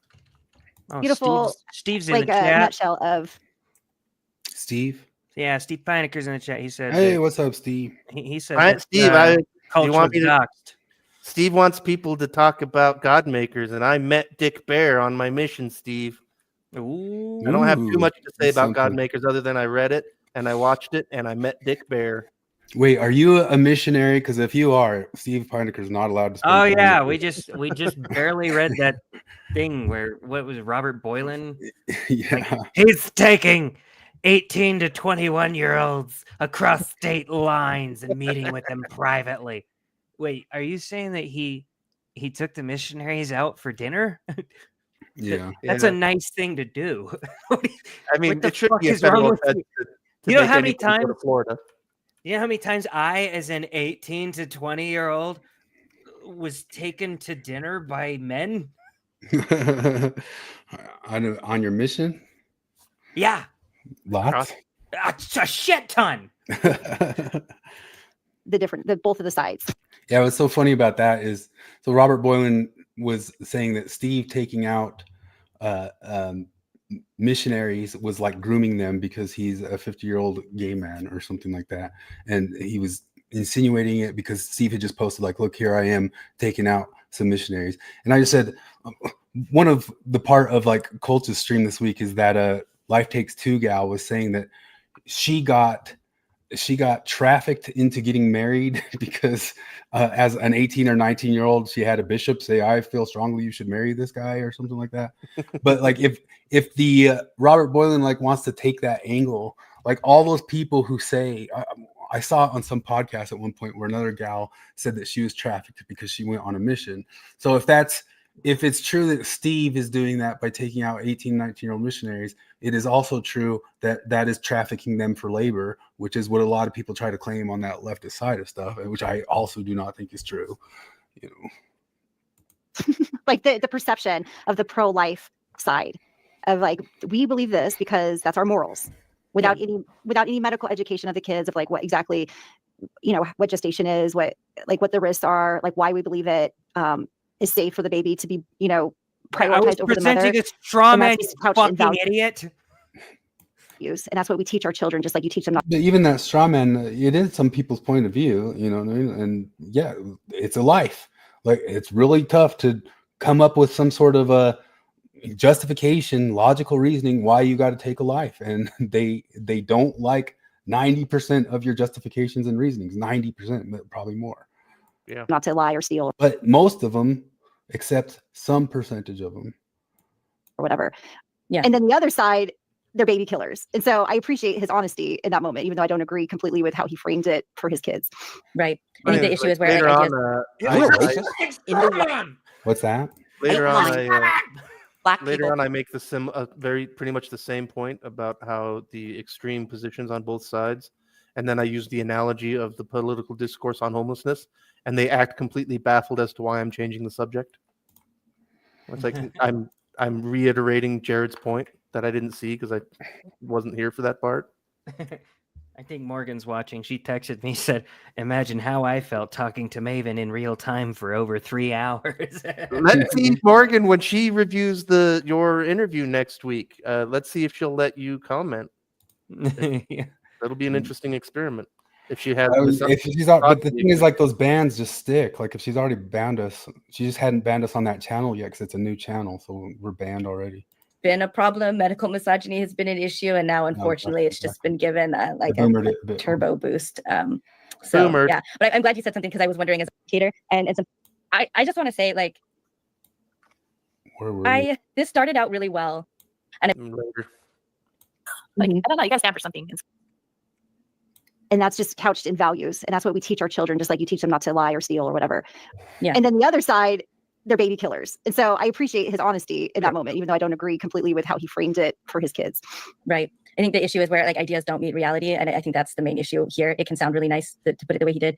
But this is something else besides engaging in a lot of the behavior that I'm criticized for, I also don't see them engaging much in the behavior that they're wanting to see from me. And even what just happened there, I don't know if he just said it now, if he'll say it a little bit later, that he wouldn't say, like, oh, they're just baby murderers. And he says, I don't believe that. So he's still not actually, that was I feel like kind of like a token straw man that was easy for him to throw out as something bad from his side, because it's not something that he personally on his side does, although a lot of pro-lifers Why do. would I do And, it if like, I even thought it was a straw man, you fucking idiot? Like, this is a straw man that some pro-life people do, and I throw out my actual fucking beliefs, why would I still believe them, you absolute dipshit? kind of extreme version of they just want to have, the whole fuck pile thing. It's just a lot of sex without, that is rhetoric that is super common. Jealous. Yeah, it's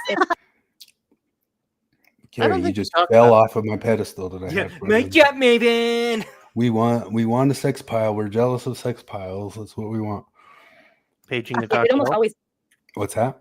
Paging Natasha Helfer. Yeah. Are those bad? Those aren't bad. Those are good.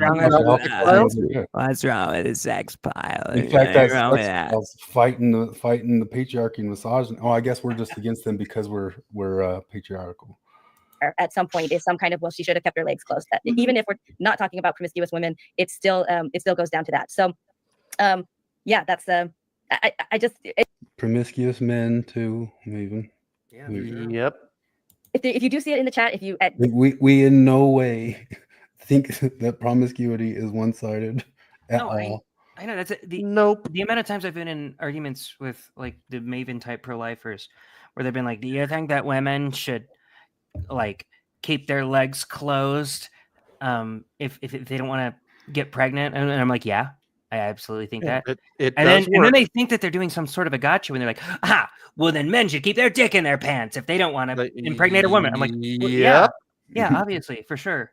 But they totally have that. I mean, it comes up, I guess, not to jump ahead, but I mean, it comes up. They totally just stand by that yes, men should have all of their choice before they stick the dick in, and women should have all the choice after. They just stick to that 100%, 100%. maybe like call it out if they do, I guess admit to or deal with any of their own straw men that they actually believe, rather than just an easy one, putting it out there. But nobody there believes that straw man. Like, they admit some people. You are making a straw man by claiming that any of us believe the straw man. The straw man that I told you was a straw man. It's a kind of a token gesture.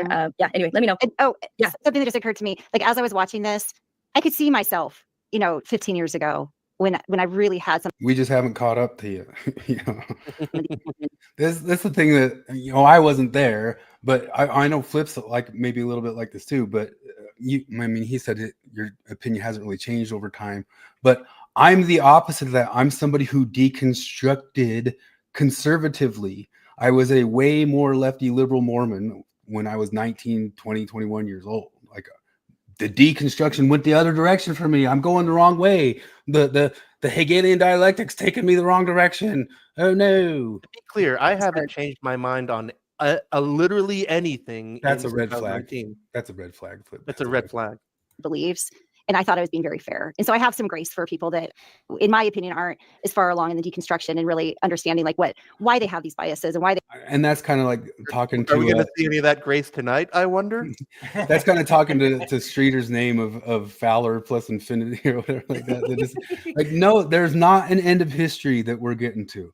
We're not all going to the arc of progress towards landing on your guys' opinions. Towards Mavenhood. Towards Mavenhood. We just need to deconstruct more. Just give it a little time and it'll happen. Oh, we'll catch up to you. We were not graduated like you're graduated yet. They have these beliefs. They can still have them, but I don't think they really understand. But that's what I recognize. I'm like, yeah, they're just not there yet. But oh, good. That's what deconstruction is. Deconstruction is just a journey toward the correct beliefs. That's all it is. We're not religious, by the way.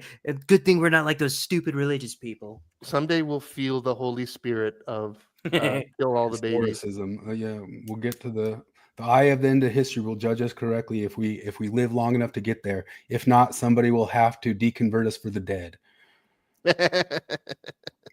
The ex-Mormons should start doing deconversions for the dead. We should do that. They didn't get there, but they were going to get there. They were ex-Mormon. They just didn't deconstruct enough yet. My brother just died too young. He would have deconstructed. He left the church, but he still wasn't just totally okay with late-term abortions. So I got to deconvert him for the dead. But it doesn't mean that I shouldn't speak my piece too and try to help them understand. Yeah. Yeah. All right. I wish you'd start trying to help instead of exactly. It's wanting to meet somebody who's actually pro-choice and hear from her like, oh no, it was a terribly difficult decision for me. I didn't know this guy well enough. He didn't want anything to do with the baby. My car broke down. I have a terrible job. I'm up to my eyeballs in debt. It's a terrible situation. And then his entire worldview will crumble. And in the same way, I do think that oftentimes the pro-choice side will kind of say, well, these people, they don't care about babies. All they want to do is control women's bodies. And I believe that, and I'll say that. But I also think I love it. I fucking love it. I present a You're straw trying man. to set it up as a straw man, and she's like, no. I present a straw man from my side, and then they immediately spend forever saying like, yeah, that's what he believes, right? And then I present a straw man from her side. She's like, no, it's flesh and blood. Look, that's what I'm right here. I'm not made of straw. Get up. Okay. I'm a real person. If I were to tell you that, I have no interest in controlling women's bodies, but I personally think that abortion is killing a baby, and I don't find it justifiable. Would you believe that? I guess what I would have to say, or what I would have to bring up, is that just because people may not say, I do believe I can control women's bodies or something like that, or even with other issues if it comes to so hers requires mind reading. You know. Racism or homophobia. People can genuinely think they don't have an issue in that area, and where it comes out is in behaviors, I think, and not just the behaviors, but a lot of times I think it would be kind of in. They don't believe that they should just control women's bodies. They act as if they should believe that they control women's bodies. You literally don't understand the words coming out of your mouth, Jared. You are confused about your own beliefs. It was very charitable of her to tell me what they meant. So when you start to look at, I think, the wider issue and where things tend to fall through the cracks, then I think that's something that can show, I think, behavior and these kinds of discussions, actually, especially if you bring in hypotheticals to try to make things equal on both sides. Is there a different standard being used for one argument that's not being used for another? So I'll shout out to Rabbi Streeter about wood tools versus steel tools. And so I think that's one of the things that can be used to show or betray somebody's bias that they might not be aware of. So if you tell me that you don't want to control women, I can say that I believe you believe that. But if we were to start looking at more scenarios, I think a bias would start to show that would be the logical conclusion. So, like, if you looked at a different issue other than abortion, and you asked me my stance on that issue, it would reveal more that I do want to control women's bodies. Let me give an example. I don't remember what example I'm going to give there. Maybe I should let it play.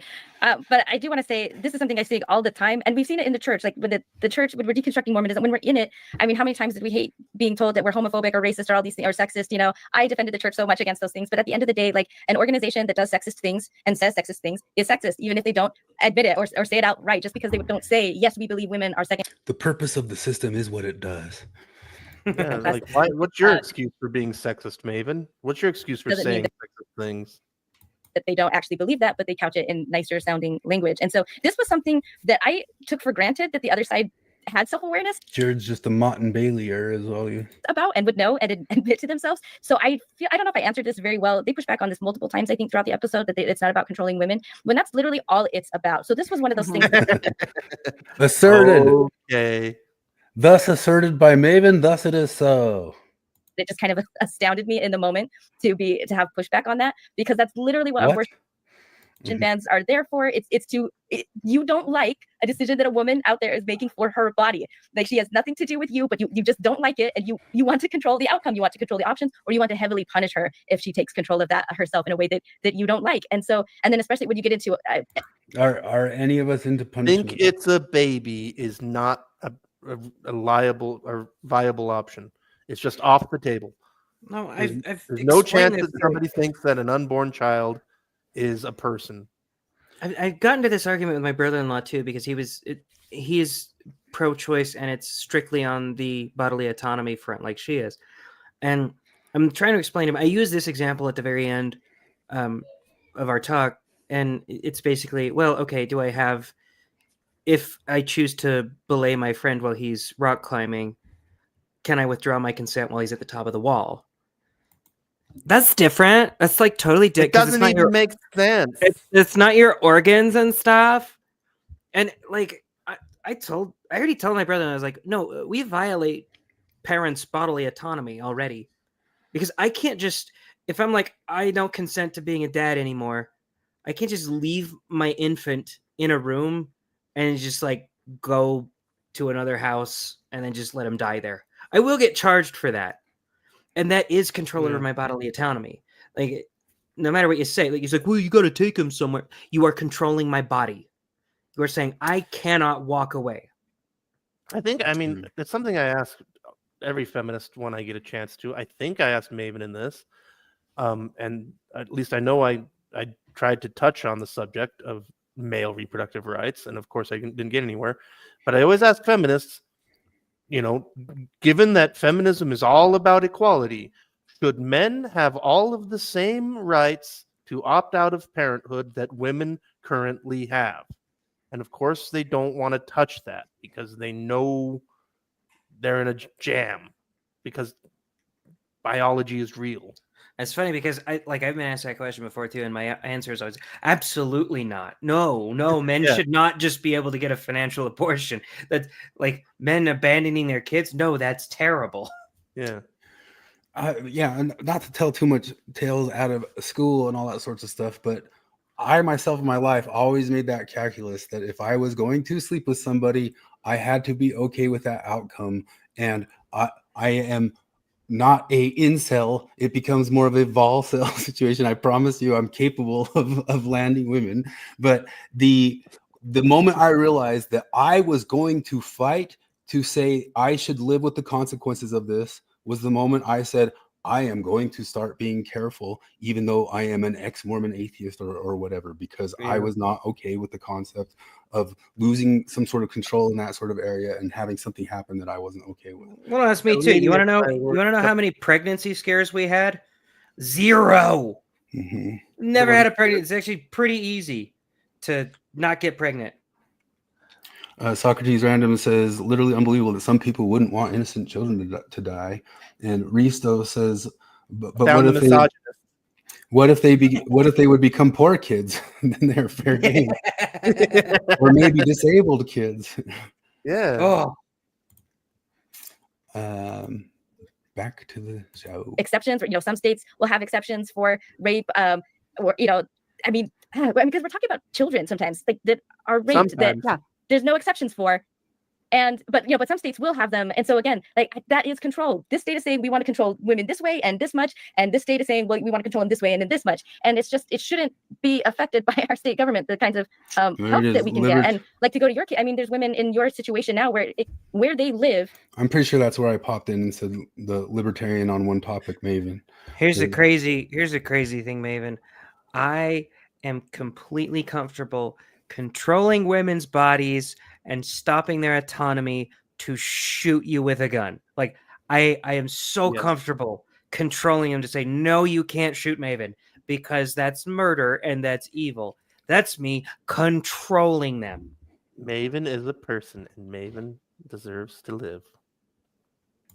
Will make the difference between whether they will survive a medical event with their pregnancy or not. And that's just insane and abhorrent. So I don't know. This is still something that just really, really gets me that people say it's not about controlling women because there are a lot of things that reduce abortion. And none of them are abortion bans. Sex education, especially consent education, access to contraceptives, education around contraceptives. Those have had. We are all okay with those things. Yeah, like massive impact. Yes. Those would lessen abortion. You know, it doesn't lessen abortion. Legalized abortion. Yeah. Because I've got a running game that I've been doing for years now on NPR that every time they do one of their stories about abortion, I always post the exact same thing. I just say, if only there was some way, any way at all, to prevent pregnancy. And I always get the same set of answers. In fact, I showed you guys last time when it comes up every time. It's come up. In fact, when Maven was on Divas' show, it came up in the comments because I did the same thing. I put that in the comments, and always, every single time, at least one or a handful of feminists say mandatory vasectomies for boys. Oh, yeah. They don't have the slightest hint of irony when they say it. They literally, their solution is to control men's bodies. And that's things like, and I know that Maven saw that comment. I know she did. And I know she didn't say anything about it, which I can only take as that she's okay with that.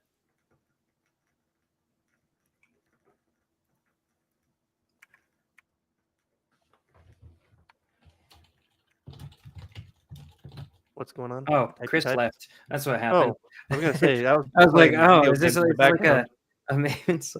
What? Like, I don't want to keep talking. You don't? Troy wants to know about Roe v. Wade. I agree with Sandra Day O'Connor and Ruth Bader Ginsburg that it was not a good ruling. Like, I ain't no kind of expert by any means, but my general take on Roe v. Wade was that when the Supreme Court made that decision, they knew it was overly broad.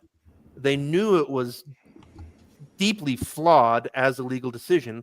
And what I think is that they thought that this decision is so overly broad, it's so deeply flawed. I don't mean to be rhyming, but surely Congress will get their act together and pass legislation and fix this for us. Because I don't think the Supreme Court never wanted to be in it because it's not their role under the Constitution. This is Congress's role. But yeah, I don't like legislating. Roe v. Wade was a bad. Yeah, it was a bad decision because they created the right to privacy out of thin air. That's legally. There's a reason why ever since Roe v. Wade was determined that a lot of people, including, like I said, I listened to years and years and years ago, back when NPR wasn't pure shit. I remember them interviewing Sandra Day O'Connor and her talking about this very thing. Well, like obviously, I'd say I'm against Roe versus Wade because I don't want abortion, but I'd also be against it for the same reason that, I don't like. So the privacy thing doesn't make any sense.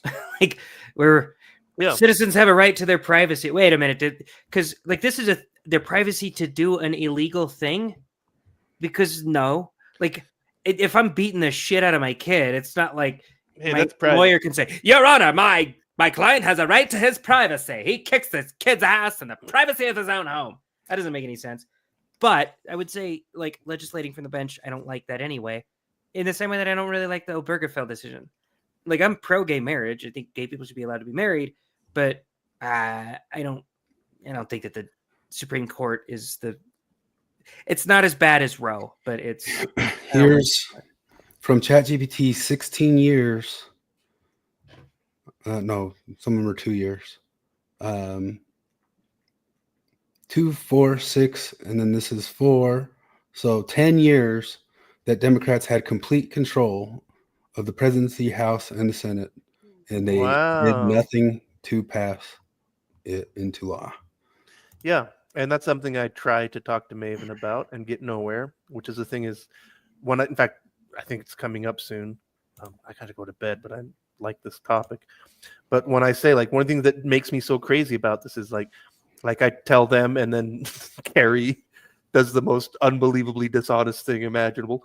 When I say that, like, my position on abortion has not changed since I was a 19-year-old Mormon, you know. And part of the reason I mentioned Mormon is because they tie they tie pro-life to being Mormon. I'm trying to say, like, no, I was a believing Mormon missionary that was advocating for what I'm about to say now, is that Roe v. Wade is a bad decision.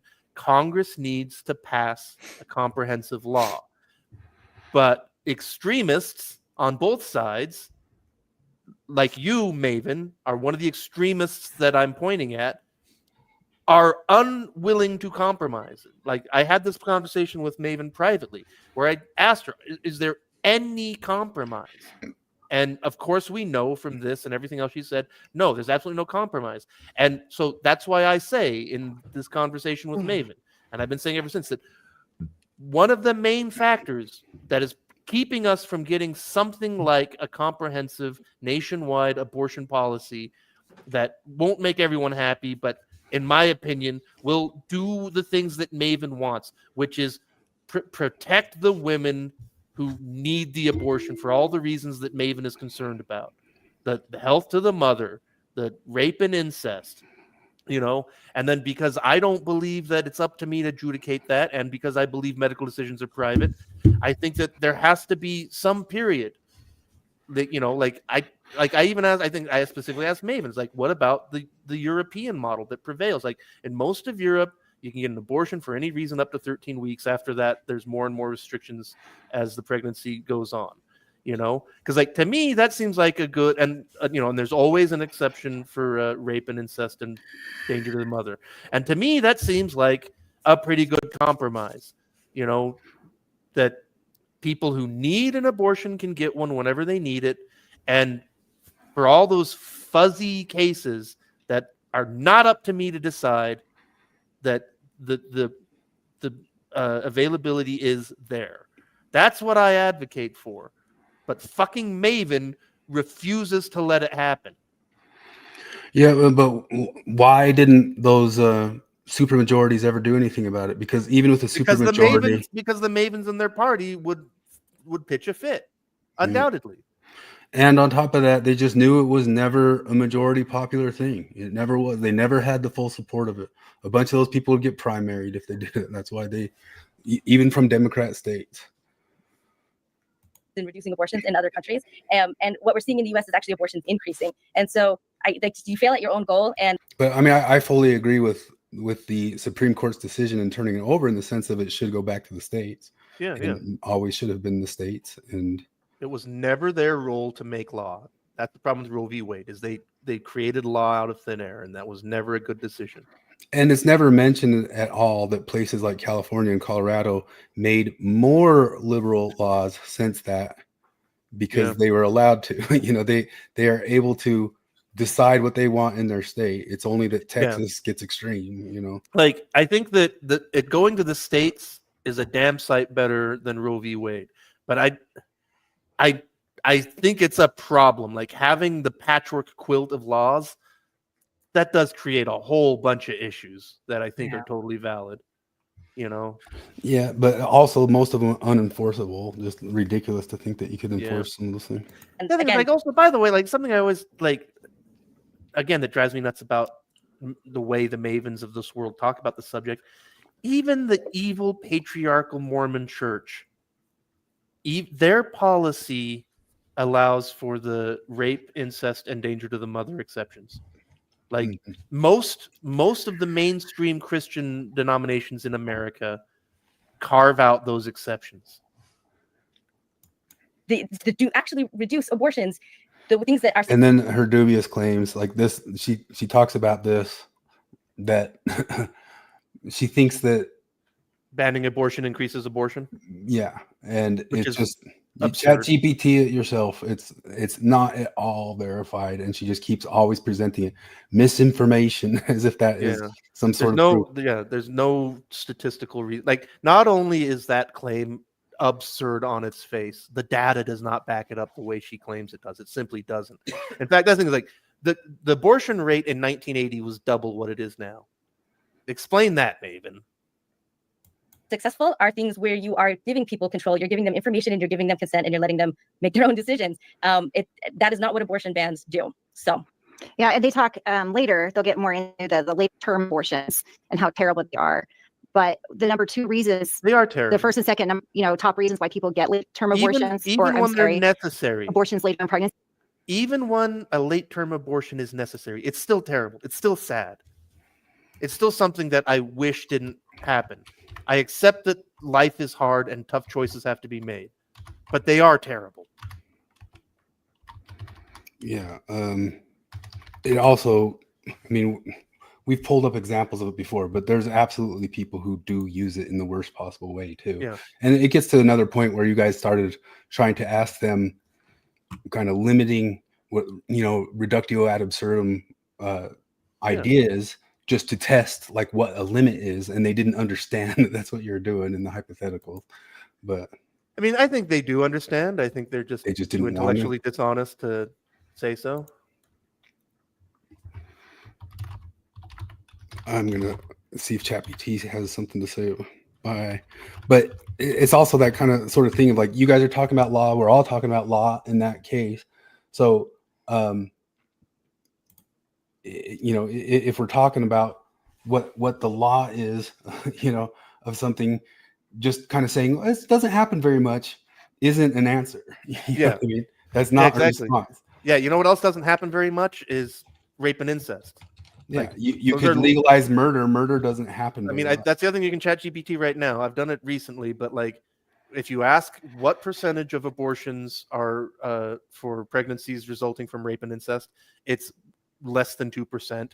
And if you ask what percentage of abortions are medically necessary to save the life of the mother, it's 1 or 2%. So if we maximize that, we're looking at 4 or 5%. What about the other 95% of abortions that are not those cases? Can we talk about those? Oh no, we're controlling women's bodies if we do that. And then there still are the outliers that do absolutely still do it electively late term.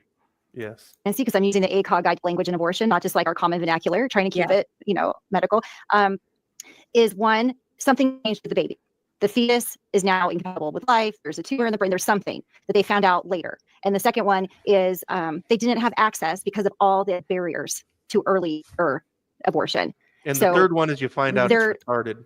That access argument too is always a little iffy to me. They have an example later that I cannot wait to get to. So let's go. So somebody didn't do something about it for 24 weeks. So now they can. Yeah, no, that's one of those things about the later term abortions. Like, with the whole rape thing is, okay, so you were raped. Did you not know? Like, if you were raped, then I assume that you immediately went to the hospital where they have specialists. Like, they take care of this. You called the police. The SANE nurse came, right? And they can give you plan B right there in the hospital. You just have to ask for it.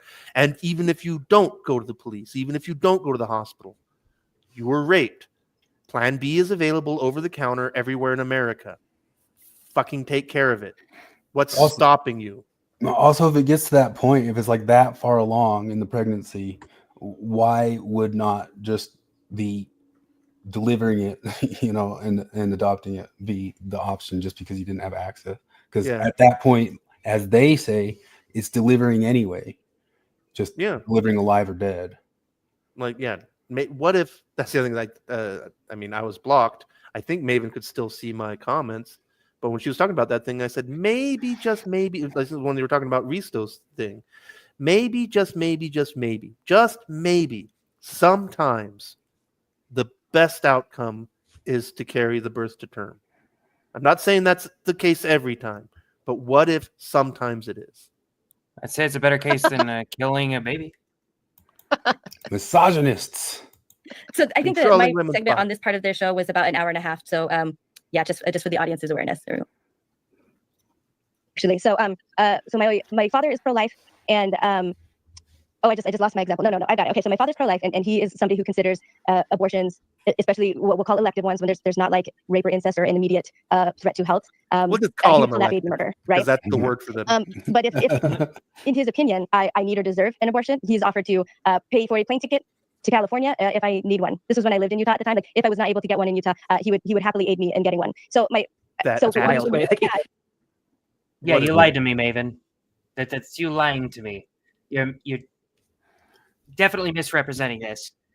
And I've mentioned this a million times before on this podcast, but like, I don't know. I felt like what she was telling me is that he has a different standard for her than he has for other women. Yeah. I just realized you're wearing the same hat in both of these podcasts. This is my favorite you don't hat. wash your hats. Ugh. I wore the same shirt for like the first year of podcasting. The chicken one? Peter made fun of me. Not that chicken. That's the galu. That was my Electrical Mineiro shirt. Oh, okay.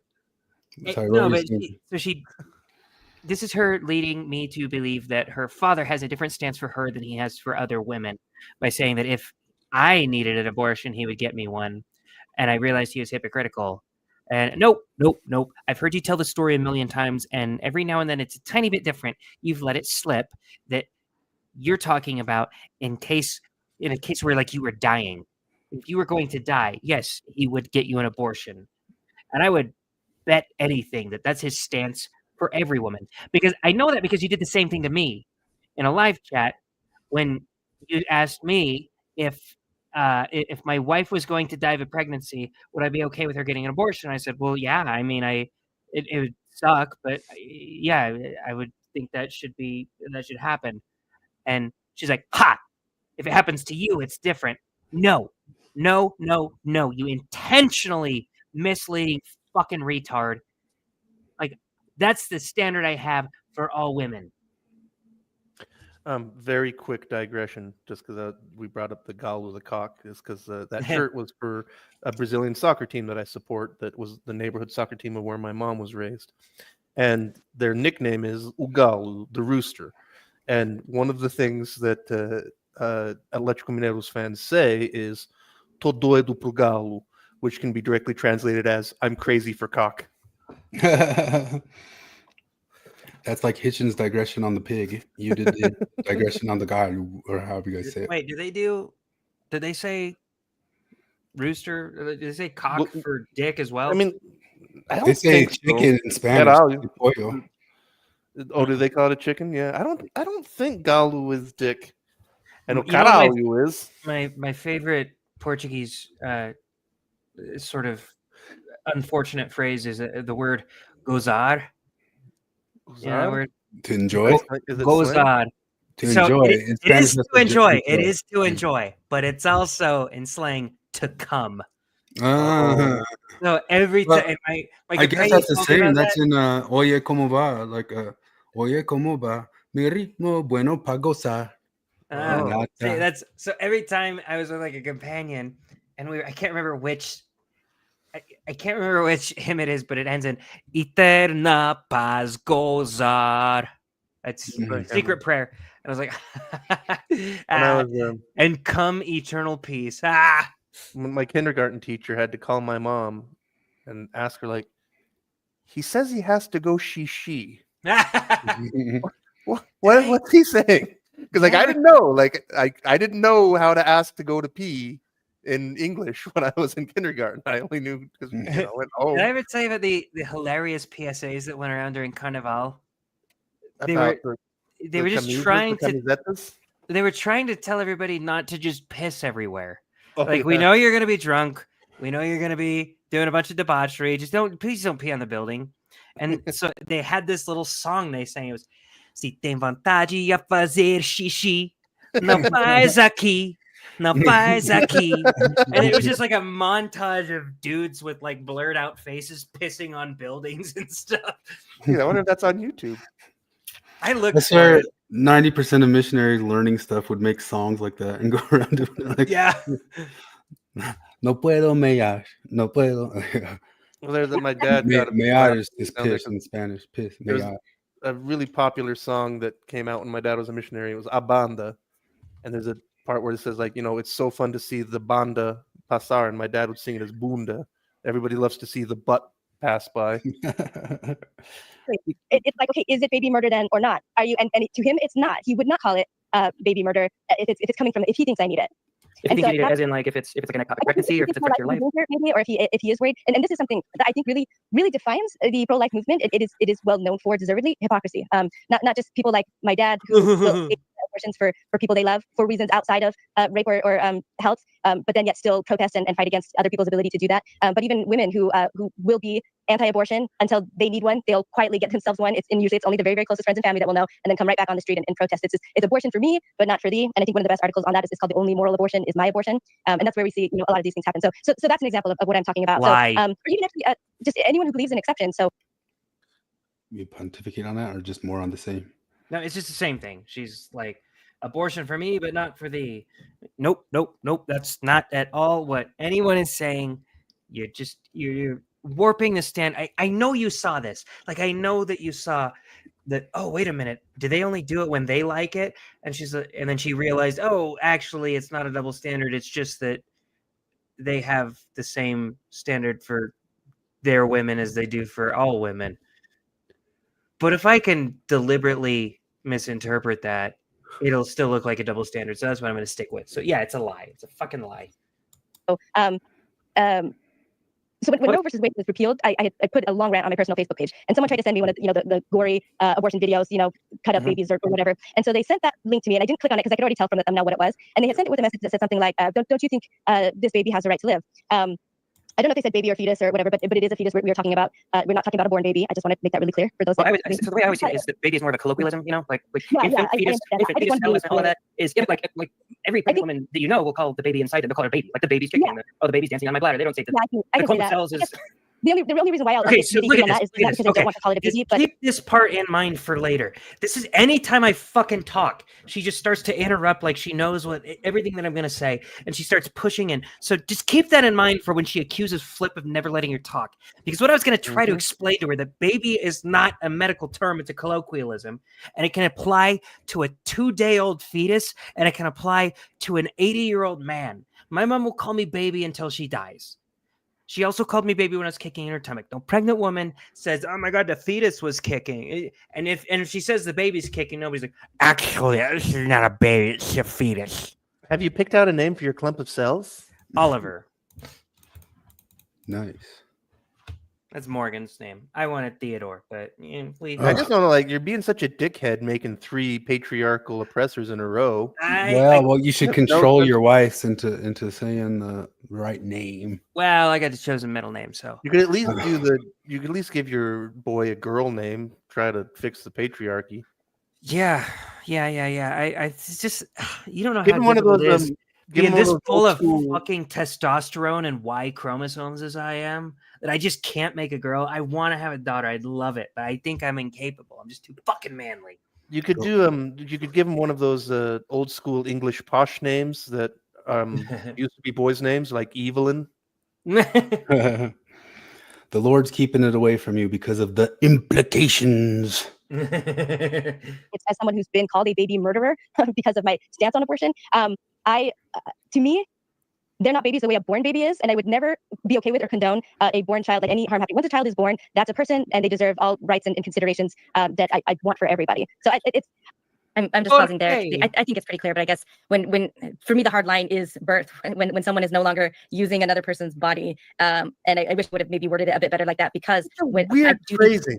The fetus is using the mother's body. It's a conscious choice. What do they call it? A parasite. I just saw something this week that Colin Wright pulled up some paper. You know how he's been going through crazy academic papers, and he talks about how men can give birth because sometimes they get infected with parasites, and if the parasites birth out of their bodies, that's like becoming a mother. So is this a Dan McClellan paper or something?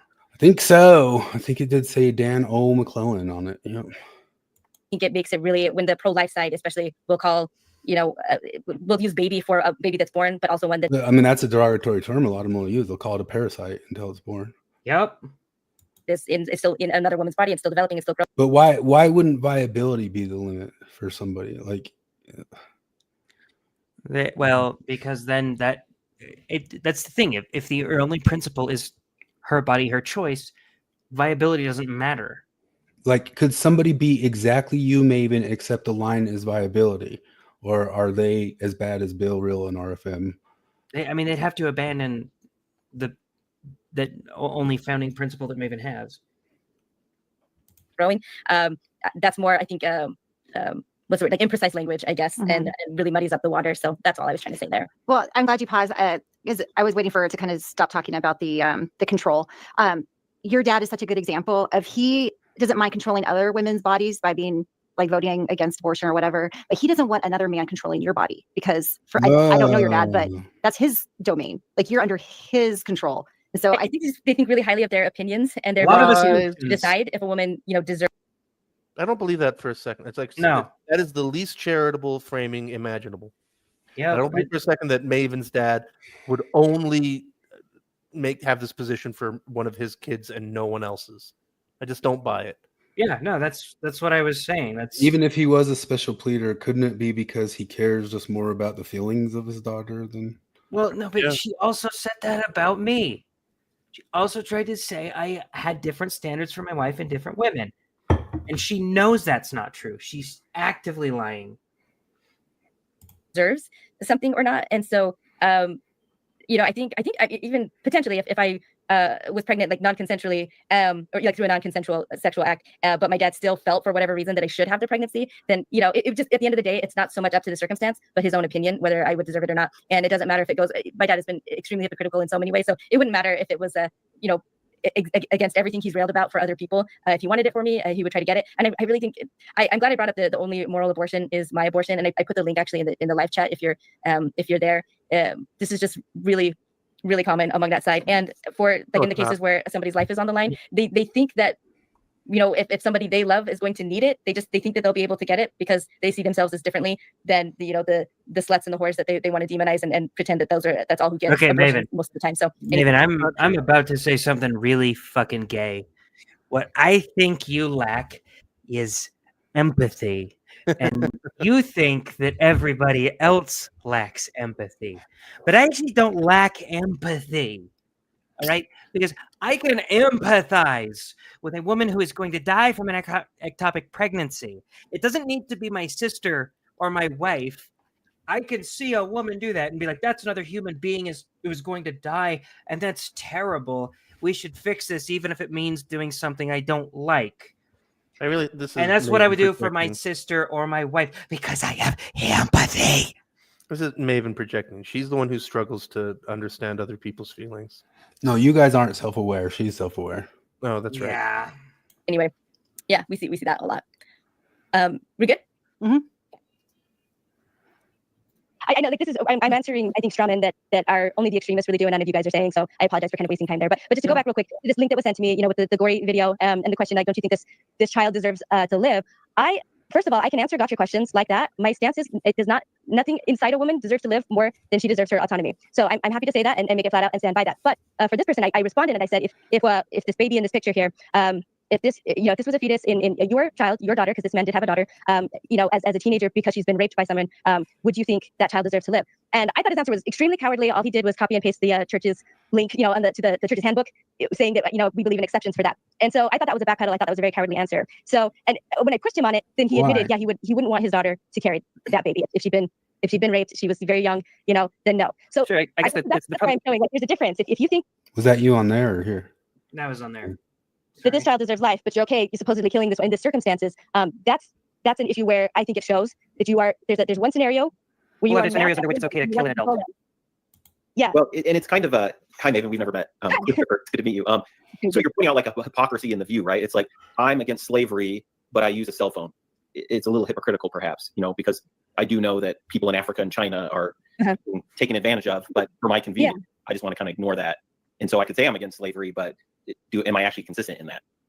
That's a good point. I feel like your example is a little bit more removed Whereas in my example, like we are very much talking about the same thing. If we're looking at a fetus, the same one, whether it deserves to live or die. For me, it's I actually don't care about I care about what the mother wants. So if the mother wants to keep it, I want her to keep it. So a forced abortion makes me feel really uncomfortable just as much as a forced birth. Although a forced abortion is far less medically dangerous than forced birth is. So anyway, but I get your point. I feel like mine is just a bit stronger in showing hypocrisy. Whereas I think for your slavery one, I think it would be more one-to-one if it was like, I'm against slavery, but I do have a slave, but that's a little bit different. You know what I mean? Well, I do think having split cell phone, I think we outlawed slavery in our country. Yeah, I agree with you. I'm just saying I don't quite see it as a one-to-one to what I did unless you change it to what I said. But this is why Scott Adams always says that he hates when people really try to use in any sort of a persuasion situation like a simile, that's because no matter what, it's not one-to-one. I know, especially for somebody who's just not going to roll with a hypothetical at all. Apples to oranges. Yeah. I agree with your stance, and I understand where you're coming from. So I guess to compare it to, but they use a bunch of non-one-to-one hypotheticals. Because obviously the pro-life position is that it's a human and you can't kill it, right? And so compare it to there are exceptions for women. Maven. We say that there's an exception for a week. So that was an interesting. He was trying to do that comparison of I'm against slavery, but I also buy products from people that are most likely in similar or they're in slavery positions. I think it's a more relevant example that if you're pro-life, but then you defund the Medicaid and the the preschool programs and all of the things that help. That is not a one-to-one either. It's not exactly not a one-to-one. No, they always try to do that. It was, pro-lifers only care about the life of the fetus until it's out, and then they don't care. No, actually, we want the same laws to apply. Like, I think it should be illegal to kill a fetus. I also think it should be illegal to kill a 1-year-old. It's the same thing. And she tries to do this thing too, like, oh, the fetus has more rights than the woman. No, it's also illegal to kill the woman. I'm not fighting for that because it's already illegal. Well, I mean, there's a lot of people on that conservative side who also advocate for their own religious methods of dealing with that stuff and not government. Just saying that the government has to do that sort of stuff is not the same thing. But sometimes they do set up clinics like that and they get bombed by these I don't know if there's an example of that, but this is I read Maven's manifesto today. It was interesting. This is one of those things where they live on an alternate reality. This whole idea that Republicans, as soon as the baby's born, there's nobody who cares about it. Bullshit. That's such a fucking lie. Because for one thing, they're the ones who are advocating for adoption, and you say that that's trying to control women's bodies for them to say that. For hell's sake. Well, no, and Risto even tried to bring it up that women's fertility clinics outnumber Planned Parenthoods 5-1, and they don't receive state funding. And her only response to that, they shouldn't receive state funding. No, that's not what he was saying. Their only argument is government funding. Yeah. But I mean, maybe we'll pull up Dr. Grande's video of the manifesto that little anti-natalist dude put out when he went and bombed that clinic this past week. Oh, Maven? Hero? Yeah. When the child is born, it helps the families. So I think that would have probably been a better example. What do you think? Oh, you're muted. I agree. Thank God. Or when they do things like disband the research that they do on maternal deaths, because the statistics don't look good and they got leaked. So then it's just better to not have any numbers and not. Are you guys afraid of any real statistics? There's except for stuff that gets, we've talked about the p hacking and the bias that's in these studies in the world, and but. If anything is a real statistic, especially with Jared, who's got a deontological position here, they're not afraid of statistics at all, of what they talk about, if educating a woman or something like that is going to change something. I'm not afraid of a single statistic that you can pull up. Well, I always say that everybody has deontological positions on certain things, right? But they're only mostly deontological. You can think of some insane hypothetical where their deontology would bend into consequentialism. I'm sure that my pro-life position on this is very deontological, but I'm sure that you could come up with some thing where it was Okay, but if we illegalize abortion, we'll find out that the world will explode and that there was a God, but now there isn't anymore. And we're all going to atheist heck. And I'd be like, okay, I still think it's shitty, but okay, let's go for it. I think that's one of the hard things about Sam Harris's attempts to say that like you can statistically point out what's right and what's wrong. If you could just like set up a basic, trolley problem between utilitarianism and deontology. Just say like vegans say don't kill chickens at all deontologically, and then you say, well, what if I kill 2 chickens unless you eat this piece of chicken? And they go, no, still no. Well, what if I kill 5 chickens unless you eat this chicken? No. Well, what if I kill all the chickens? Okay, but the problem is every single human being has a number that's different. One of them's going to say 10, one of them's going to say 15, one of them's going to say 45, and that's why you can't put it like it's such a spectrum of like where your limit is on something. What do vegans say about bombing fertility clinics? There's no way to know. Report on it and look at it instead. That doesn't seem very pro-life, and yet that's what they're doing as well. So, yeah. Okay, cool. Yep. You don't kill adults unless, like obviously if a man is attacking you on a subway and you have a gun, you're within your rights morally and legally to shoot him. At least most people would say that, morally you can use legal force to stop somebody from trying to kill you. So to me, it kind of feels like there's a. Okay, now I'm pausing again. This is the problem with all of these examples, and it keeps happening. I feel like pro-life just really struggles to still see and understand that the woman it's her own body here. They talk about a fetus. They talk about what's in that language they use, that they fail to understand it. Like, no, they understand your argument. Yeah, no, I know what you mean. They know not only like Maven has it completely backwards, and she is the one that's failing to understand. In the womb as if it is a separate person when it is not. It is using your lungs. It's using, and I think I go into it, so maybe I'll just let past me do it. But this is what just I think kills me and drives me up the wall, is that they can't, acknowledge that, or it just seems they. We can acknowledge that you feel it's just the woman's choice. It's her body. Yeah. That's it. We understand what you're saying. Want to talk around that and not acknowledge that it is her body. I will acknowledge that, Maven, that it is the woman's body that is gestating the baby, and that's the person who has to carry it. Yes. We acknowledge that, and then you feel that they have just 100% control on what happens, whether or not what is inside of her is also another being or not. I will acknowledge that it is the woman's body who has to gestate. What? What is she gestating? Oh yeah, the baby's body. On the line here as well. What's that? The clump of cells. Yeah. She's making making decisions about the parasite herself and nobody else. And we've talked separate. I can't ever think of any scenario that can really bring it home. The closest I can think of is also pregnancy related. When do you know what a twin-to-twin transfusion is?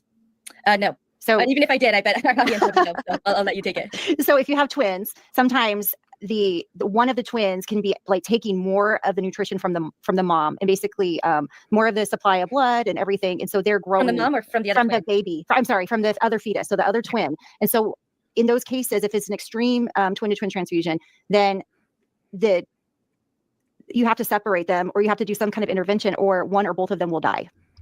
And so in those situations, that's another really moral thing for the parents to struggle with. Was that plural? I'm sorry, plural lady. Parents? Did she say plural parents? Oh, that's big. Was there an S there? I'm sorry, lady. Which one of us said something that made you believe that we would be against intervention in that case? Like you're arguing against somebody who's not here. Yeah. And once again, this case, I mean, you just even said it in your own language.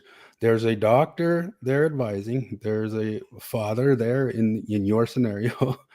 Is it just the woman's choice and that's it? She's just the only lone ranger in that situation? Hope they both live. Do I try to go in and do an intervention so maybe the both live or one live? Yeah. So it's really hard. And I think 100% every case has to be taken just for what that one is, and make a decision based on all of the medical and the parents' input that you have available. It can't. Parents again. So fascinating. How did that? So she wants to control women's bodies. How did that land? Opinion matters. How did that make that land for us better? Like, how do we now understand it? Do we get it now? Are you guys? Yeah, we failed to understand before, but now we do. You just had to be more patronizing than you were. The blanket. Oh, do you have a twin? Then just roll the dice and see how it goes for every single pregnancy. That's ridiculous. Right. Oh yeah, Especially well when, that's like, what we were the saying. potential Roll result the is dice, no matter what. That's been our case all along. that you have more deaths. Again, the baby supposedly that they're trying to save. Supposedly. Yeah, I think I tell an example of this. I think it was in the part that I didn't get to, where I talk about somebody I know that had back more in vitro, where they would implant more fetuses just because it was really not as successful. And so I guess we'll get to there. But I think that's the other. I mean, it's the same scenario really. They rolled the dice on keeping all 4, and they ended up with 4 dead babies when if maybe they had been willing. They rolled the dice on in that case. Wait. They ended up with 4 dead what? Weird. So they ended up with 3 dead clumps of cells and 1 dead baby. You know, if you listen to people's language, they tend to give it away. I was like, oh wait, no, I'm repeating a Maven. My bad. On the mother's life too, because that's extremely dangerous. That's a very high risk pregnancy to have 4. Yeah, and it was for a surrogate too, actually. So it wasn't the mother; it was a surrogate, and so that adds additional risk too, doesn't it? On top of that, so we've already got. So that's controlling bodies on top of was controlling bodies. very generous of that woman to be willing to do that and go through that and risk that. It was just a really sad situation overall, but yeah, at least she survived the attempt. So at least. Yeah. The distinction that you're trying to draw between I lost my train of thought. I had flip hopping in and out. I think the pro-choice movement in general sees the pregnant person as human, whereas what's inside her, like regardless of stage, whether it's a blastocyte or an embryo or a fetus, that it's that. In comes a new challenger.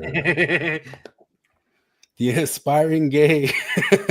Oh yeah, the gay lady took issue with that. She doesn't feel like you affirm queer folks. So didn't she say she had 7 kids? I don't know. I don't remember. Was she gay when she had kids? I don't know.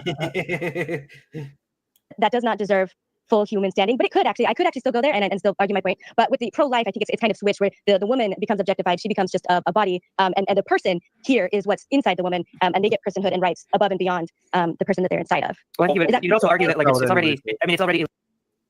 Oh, did you guys say something, or was that? No, I did. Yeah, Legal, the whole framing is that the woman loses all rights and the child and the baby gains all rights. Like, no, that's not how anybody's framing it. Kill the woman. Mm-hmm. So it would be. My idea is that they have the same rights. But so I'm not. I actually didn't even want to get into like a discussion. Hey, can you pause for a second?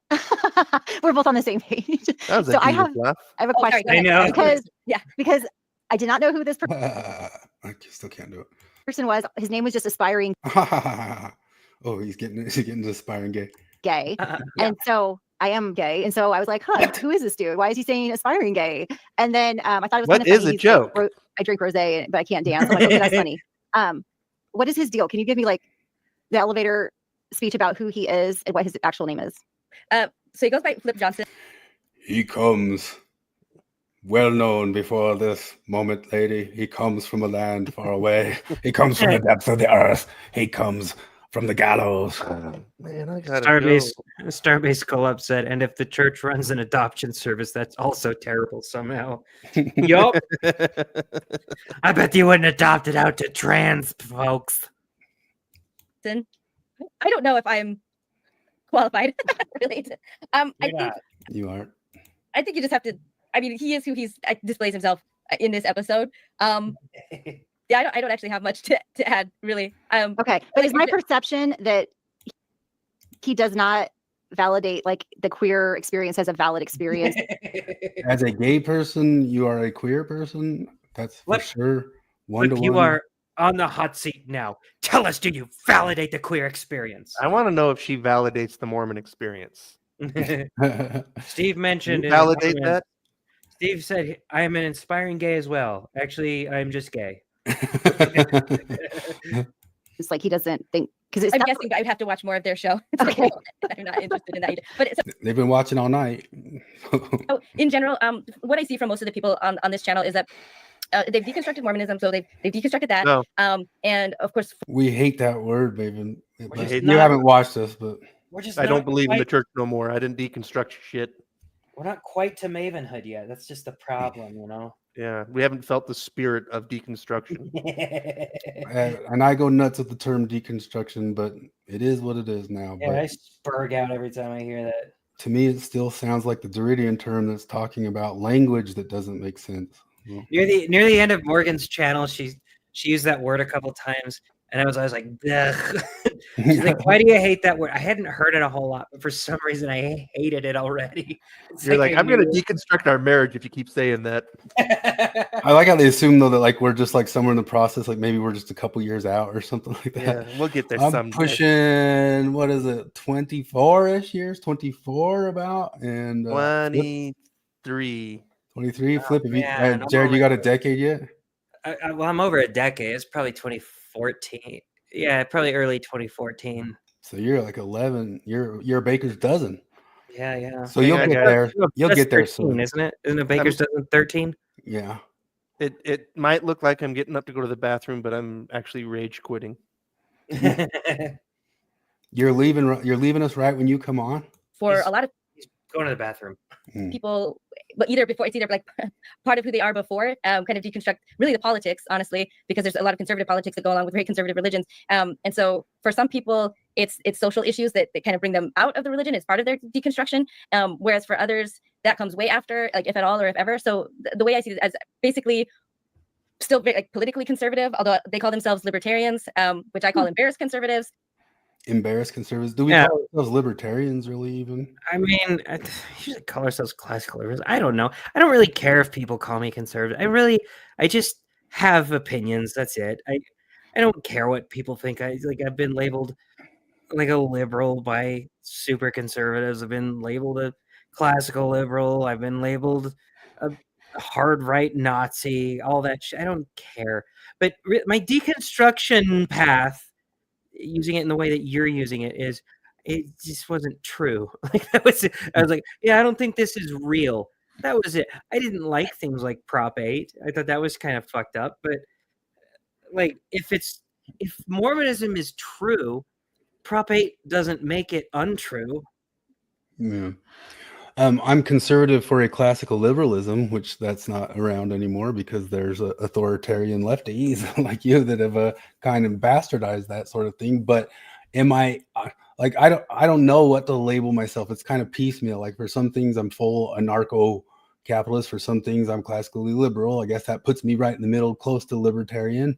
You know, it's I don't like government. I think they suck balls pretty much. And socially, what would you even call it? Like I'm down with the gays. Like I think, you know, I'm with the LGB side of stuff almost like 100%. And the T part becomes difficult, and it's nuanced, like what I think about it, because they get authoritarian in what they start pushing for. One of my favorite Facebook groups is LGB are all the letters. Yeah.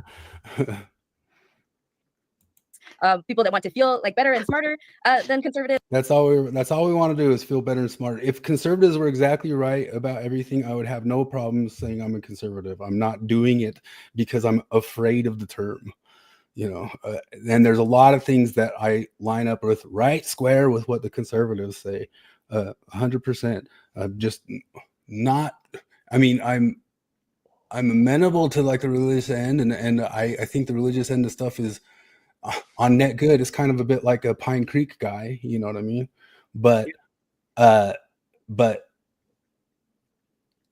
you know, do I gobble down all that sorts of stuff? No, but there's a lot of stuff the conservatives say that I don't feel embarrassed at all to say I agree with them. It's not a thing about saving face or wanting to seem smarter. That's my. In fact, once again, the person who I frequently label up as my idol, my spirit animal, is a square conservative. That's Victor David Hansen. Yeah. And I have no embarrassment about almost anything that guy says, and I'm not embarrassed of true conservatives at all. By perception. And so anyway, like I said, they're kind of like an Exmo version of Ward Radio and those types of guys where why is it that label? Just because I don't know, you say feisty stuff online. Is that what it is? It's the same kind of I get dogging on anything woke, basically. So yeah, that's true. Oh It's yeah, a little bit true. Yeah. LGBTQ is woke, and so I'm guessing, if I were to guess, No, there's TQ plenty. woke. I just watched one of the best defenses on trigonometry by Andrew Doyle, who's a gay man, the guy, whenever he speaks, I find very little that I can disagree with that guy. He's really thoughtful and listens to critiques of even the liberalism that he backs up. Douglas Murray is a gay man who, besides the stuff that happened with Dave Smith and those arguments, freaking love the guy in general. yeah. I stand on the shoulders of a lot of LGB people and even a few T people who still hold to classically liberal principles. Yeah. They probably think that all queer people are bitching a lot more than is necessary in them. And just like women, the problems we face aren't real problems. We're making it all up. That's what I would. No, we think the politically activist ones get out over their skis. And Maven is projecting again. Maven, that's what you think of your political opponents. That's not what we think. And we are not for, very much government control over what they do or don't do with their bodies. We just we say, watch out for the kids. That's about it. Don't do stuff with the kids. Let kids grow up and be normal. I saw some Babylon Bee thing this week where it said, lefties afraid that all the government cuts will make it so that kids can no longer learn about all the different little sexual foibles of their teachers. But I would assume, but I don't know. I openly invite people who want to know more to watch their show, I guess, and find out for themselves. Okay, that's good, because I had no idea who. We're finding out for ourselves. We're still every single issue. We take each issue as its own, and maybe you could have let me comment on the stream so people could actually see what I have to say for myself in the comment section of the video where you strawman me repeatedly and over and over and over again. Why not? Why not that? But for some reason, you saw fit to ban me and brag about it. So yeah, a little bit inconsistent there. I really struggle at trying to figure out an exact label, because I think I always have to land on classical liberal just because it's mostly close to no government, but there's a few things that I just don't know how you can get around not having laws around. Yeah. And that's about it. Just last night there was a big libertarian debate on Reason with Dave Smith between I forget his name, but it was about, should libertarians be for or against open borders? And Dave Smith, I think, argued very well for borders as a libertarian. So you can be a libertarian and for strong borders. Well, there's a lot of people who seem to think so and make arguments for it. And there's people who think the other way and make arguments for it. It's a debate inside the libertarian world, but there's all sorts of diversity of thought in that world. You'd be shocked. You'd just be shocked. Who he was. Me neither. So I'm like, I don't want to just automatically assume things about people from the first impression. But you did. And you're going to do it over and over and over again. And you're going to do zero work to understand what the other side actually thinks at all. By the way, after this was over, I sent a message to this Carrie person just saying, you misrepresented me. I'd like an opportunity to correct your misapprehensions, And then also, like I already said, I send them both a link to this, inviting them on. If they want to come on anytime and tell us what we're getting wrong, we'll listen. We're happy to let you actually speak for yourself. Absolutely. Yeah, that's one of the weird things about us is we don't block anybody when they comment in the chat. We invite anybody on who wants to come on, but we're also not crazy about getting out there and advertising ourselves and pushing ourselves and all sorts of stuff. We're just here and free to talk, and anybody who wants to come criticize us, we welcome it and try to let them on if they ask to come on. And Jared asked somebody to come on tonight, and we would have upended all of this to accommodate the guy. And that was about Flip bringing up queer theory to somebody. That would have been really interesting. I mean, I'd loved for him to come on, and we would have backburnered all of this for that random guy. I explained it to him. I was like, look, I know he was talking about, well, some people in here bring up queer theory too often, so I'm sorry I assumed that. And I was like, no, look, I know you're talking about Flip, and I can tell you that Flip doesn't care about gay people. Flip's. Yeah, I mean, I don't care about him at all. Yeah. No, it's like I feel like we all have pretty much the same stance on gay people. It's like, they're usually just dudes that want to live their life and do their thing. And like, I'm chill with that. It's almost time. Every June 1st for Pride Month, I post on my Facebook, your sexuality is the least interesting thing about you. And Jared talking with a guy after you saw Flip argue with him a bunch of times. Jared started talking to him, being more how Jared was with you because Flip was how Flip is with you. But Jared invited him on. Jared didn't check with us before inviting him on. He just invited him on. He knew that it's fine to invite anybody on because that's what we do. He was conciliatory to me too, because like they were talking about me, and I like because I just I don't know. I messaged him and said like, no, I was clear from the start that queer theory has nothing to do with LGB and everything to do with TQ. And he even said like, okay, maybe I misunderstood you. So like, fucking credit. Like, yep, thanks. That's all we need. Yeah, and we would take some issue and try to challenge you on why, because you are gay, you decided to give yourself the moniker of queer.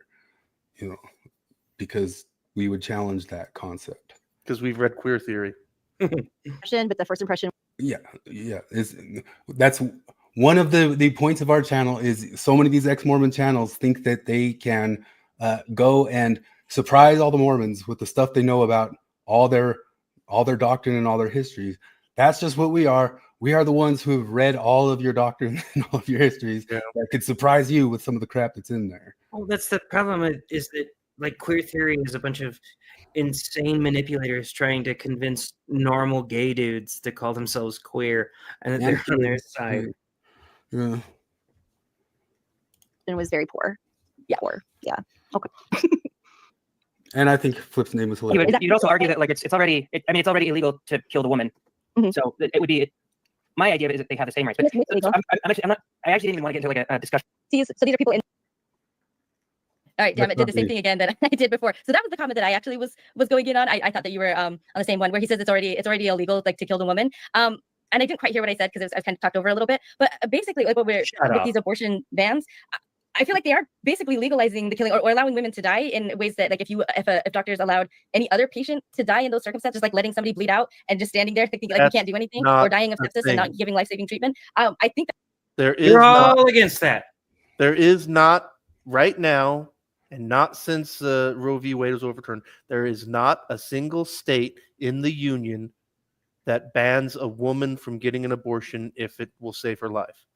According to the Abortion Finder website, which is linked from the Planned Parenthood website and every feminist website, I went and checked. I went to every single state and tried to find out, because I kept hearing from people like Maven and others that there's something going on in America where, because of abortion bans, women were dying because they couldn't get an abortion. It's not a law anywhere in America now. Every single state allows for an abortion to save a mother's life. That's pretty damn close to basically sanctioning. I mean, they're sanctioning for women to die in birth, like when they could be saved, and they don't care. Honestly, that's how I see it. So that's just a conspiratorial lie. I don't. Well, that's That's kind of my perception. Yeah, the women are second class again, and also I was shocked that. Do you guys think women are second class? Nobody thinks that. In fact, like they're they're privileged. Yeah, but even beyond that, like the people in my life very much love women. The people that I see treat women the worst are invariably women. Like when I just see somebody just completely dumping on a woman, it's almost always a woman. You want to know how I got it'd be my second girlfriend in high school. It's that I was the only. Yeah, it was the only. I was the only person who treated her like everyone else, right? Like the other guys, they were always fawning over her, just simping over her and shit like that. And I was the only one that would sit there when they were in their simp tornado, just be like, "This is cringe. I'm not doing this." And she liked it. She was non-binary? No, all the men. Oh. I'm saying plural they. Like all these men, they would treat her like as if, I don't know. It's like they would simp over her, and I didn't. She liked that, And then she dated me. They all wanted to date her, but she dated me because I was just like, yeah, I'm treating you the same way I treat men. That's my secret. It's my secret to dealing with women is treat them the same way you would treat men. There's that stuff just this week that there's a civil lawsuit out against the BYU quarterback for rape, which again, they claim there's a rape kit. And so why is it civil? I don't understand why it's not criminal if there's a rape kit or something like that. But I've said it before and I'll say it again. I feel sometimes maybe the only people who really feel like they can strongly speak this stuff out are people who know for sure in their lives they've got no questionable moment where it was like, I don't know if that one was fully consensual. I 100% beyond a shadow of a doubt know that I have been good with women and a consent seeker and all that sorts of stuff.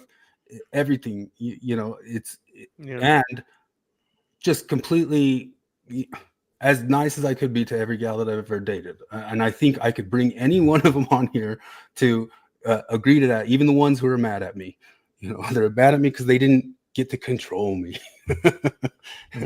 They wanted to control my body. And that's the most anger I've ever gotten from women and the stalkers. Yeah.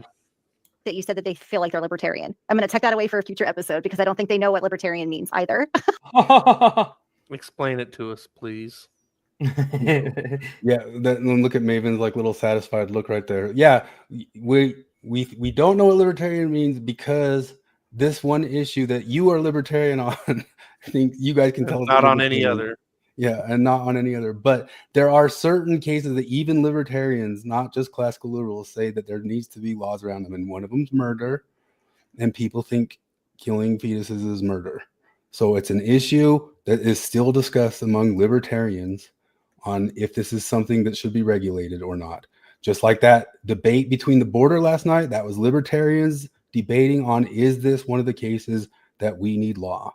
They still advocate law in certain areas, most of them, unless they're full of narco-capitalists, which I've wanted to ask or talk to like some narco-capitalists, like how does a narco-capitalist feel like they would deal with child rapists or something like that? Oh, everybody would have a gun, and I don't know. All my friends, when I came back from my mission, all my friends had been listening to Stefan Molyneux, and they all went full ANCAP for just a little bit. And they were like, yeah, you should check this stuff out. And I was like, well, okay. But like, it seems like this operates on the assumption that people are going to make the right decisions. And that's stupid.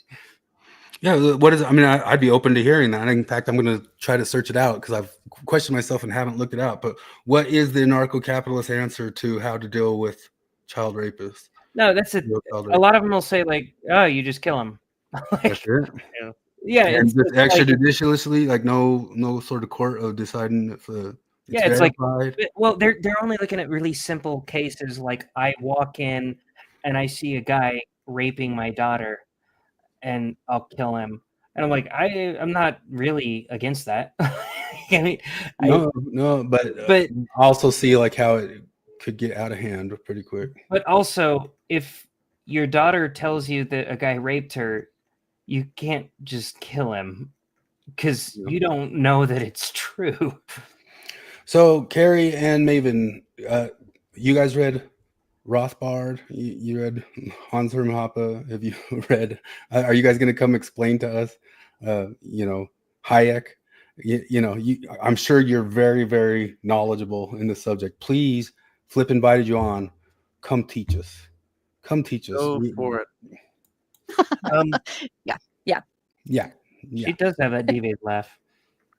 I believe that people say that to you, but I'm just wondering. Oh, John Dehlin says it repeatedly. John Larson has said it. I mean, look, I've been in the ex-Mormon scene for a long time. This is something off there, but what's that? I feel because there's like a jump.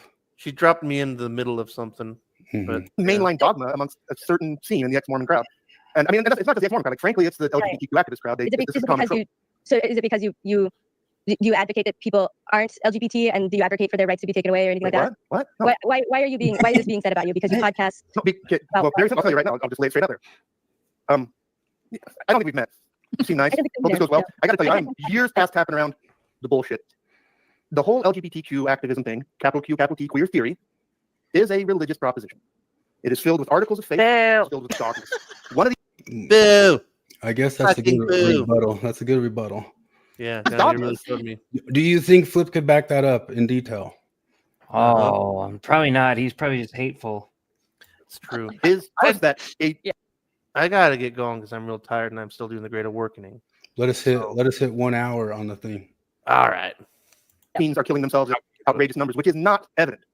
We don't know that. And there's not much to actually indicate that. And there is, in fact, a lot of things to point away from that.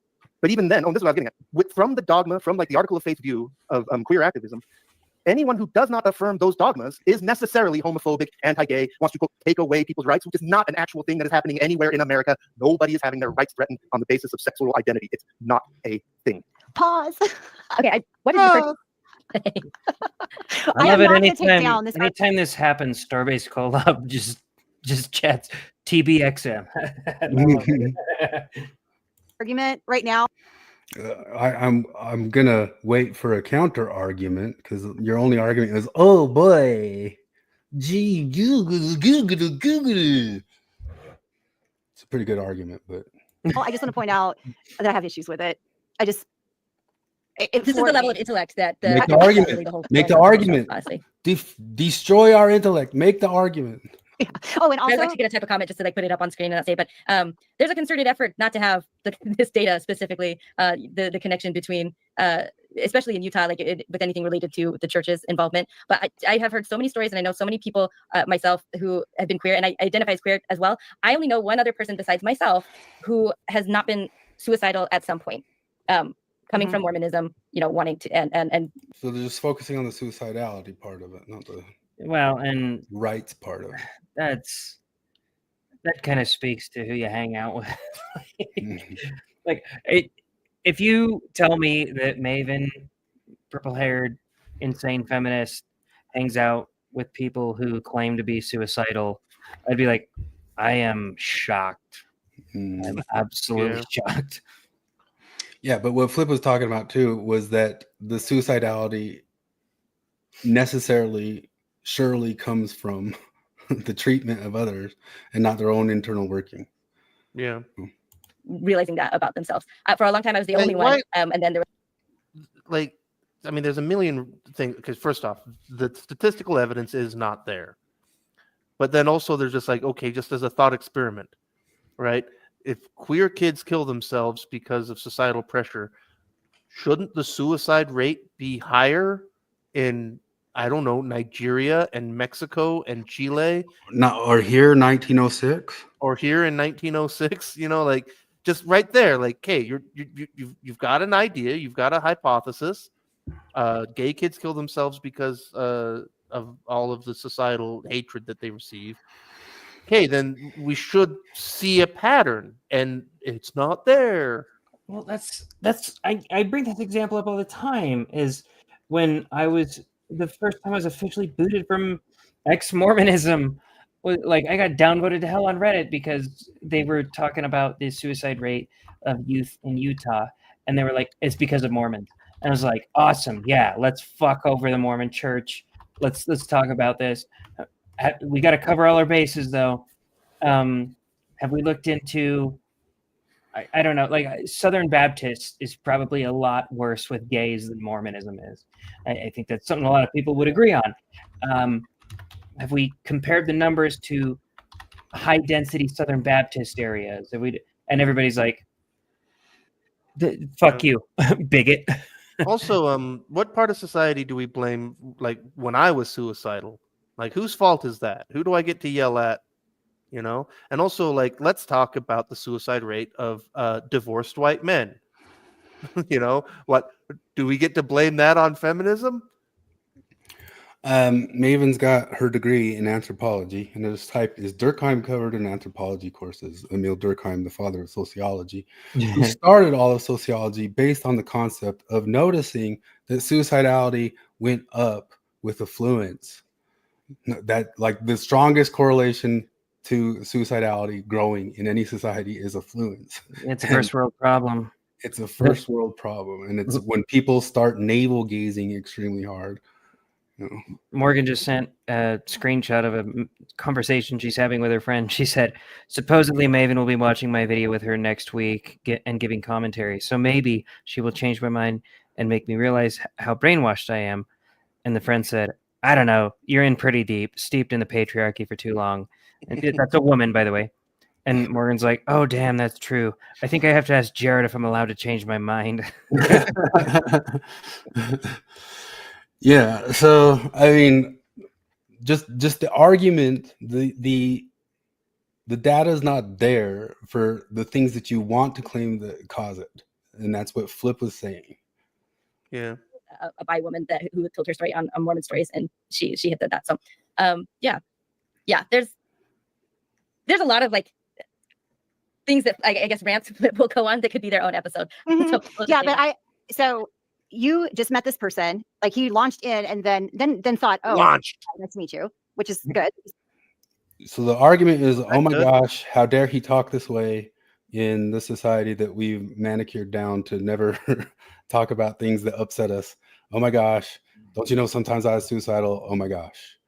Did I strawman it there a little bit, or did we get a better argument?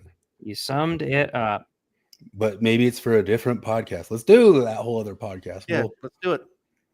You circle back to that, but I thought you asked really good questions. Like, why are people saying that about you? Trying to draw out like who he was in shortest amount of time. So kudos for you, because even you didn't draw it out. Not a good question. You didn't draw anything out, and that's not a good question. We know why they say that.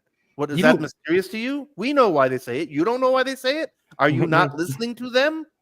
You don't draw out the flip. the flip is there. You drew it out. You cornered him real quick there. This is my second time watching. It gets me so upset. It's like he just wanted to like throw everything out there of all the wild things that he doesn't agree with and the agendas. Right. She asked about it. What are you talking about? She asked about it. Just kind of to off topic. Like, what is it when you kitchen sink someone or sandbag? Like you just like throw everything. Yeah. And then okay. Was that a Gish Gallop? Yeah, you're looking for Gish Gallop, but yeah, that wasn't a Gish Gallop. It was one topic. Okay, now go ahead, Maven, and tell us why you support this crazy thing. Yeah, no, that's one of the things that is so ironic about this episode, because again, just to remind everyone, it was supposed to be about dialogue, and the entire time that Flip is on, he very rarely, he doesn't allow me to speak for myself. I have to stand up for myself to speak my own opinions, because he gives them bullshit. Like you watched this, she watched this, you watched it all again. You guys are so full of shit. In fact, coming up soon, you criticize me for being quiet after claiming that I don't let you speak for yourself. Yep. And well, let's go. I don't know. If I were, maybe I'll be a little bit autistic this weekend and go back and watch it and count the amount of times that Maven interrupts me before you even get on the podcast. Exactly. It's constant. I can get a fucking point out. So let's stop pretending that you're against interrupting. She steps on people all the time. She doesn't let people speak their mind. Anyway. Because your whole MO is derailing entire podcasts of Bill and RFM to insult their guests and shit on them. Don't come and pretend interrupt on me. I only got to talk for 16 minutes straight for like 8 different times. And then asserting mind reading strawmen of people's positions. Yes. That's maybe in an entire nutshell. Asserting strawman positions that the others don't hold. I say, this is what people say. This is why I don't believe it. Which is the dead opposite of how Maven treats us. To me, every single time he brings up these kinds of things, or he wants to bait me, like, do you think this? Because he already wants to think that and say that I think that. And so it's just really ironic that, and even now in the comments, I thought that I'd banned some of them, but I apparently missed a few. Look at that smile. I banned Flip from commenting on the thing where I'm shitting on him. I still need to pull out that highlight of they think that they're entitled to their own opinions. Oh yeah, we forgot to have that on. It needs to be in the intro, like make a continuing intro that has it. For sure. Got him out, but I used to have that intro with Douglas Murray giving the story of King George in retirement, and I think King George in retirement also kind of talks about Maven a little bit. you've gone and conquered all the dragons in the world, so you're inventing dragons to fight. I think about that concept like once a week, pretty much. Like they're already in here, like trying to start arguments and make me as like the extreme radical. In You are. No. We don't. You don't need any help being made to look this, and it's just ironic when you look at it. And again, they want to teach. You already said it. You've said my position is that extreme position. Yes, I hold that position. All of their positions are. We're not as extreme. It's equal. Me and correct me and tone police me and my speech when did you guys ever do a tone police? Like once Maven, don't talk so harshly. Don't say like what's a tone say it like that. Stop interrupting me. Where was an official tone police? Did not happen. Again, like in this episode, Flip doesn't even let me speak for myself the entire time. And he's not just rude to me, but he's rude to every other member there, his friends, supposedly. It was pretty wild. And they just let him run rampant. And so it was interesting. Because I believe Marty. I don't think this was a gotcha. And I think some people might think that it was I was brought on under false pretenses. And I don't think that's it wasn't the case, but I think they just don't have the self-awareness to realize how poorly they can even present the own values that they think they have and that they're wanting to see from me. Like they don't even have it in them to display them themselves, at least not for very long. And he told you he's just tired of like. I would love to just sit down with her and ask her, okay, tell me how this could have gone well. What would it have looked like if it had gone well? And just watch her explain where, like, oh, well, I help you deconstruct your terribly misogynist beliefs and you completely change your mind.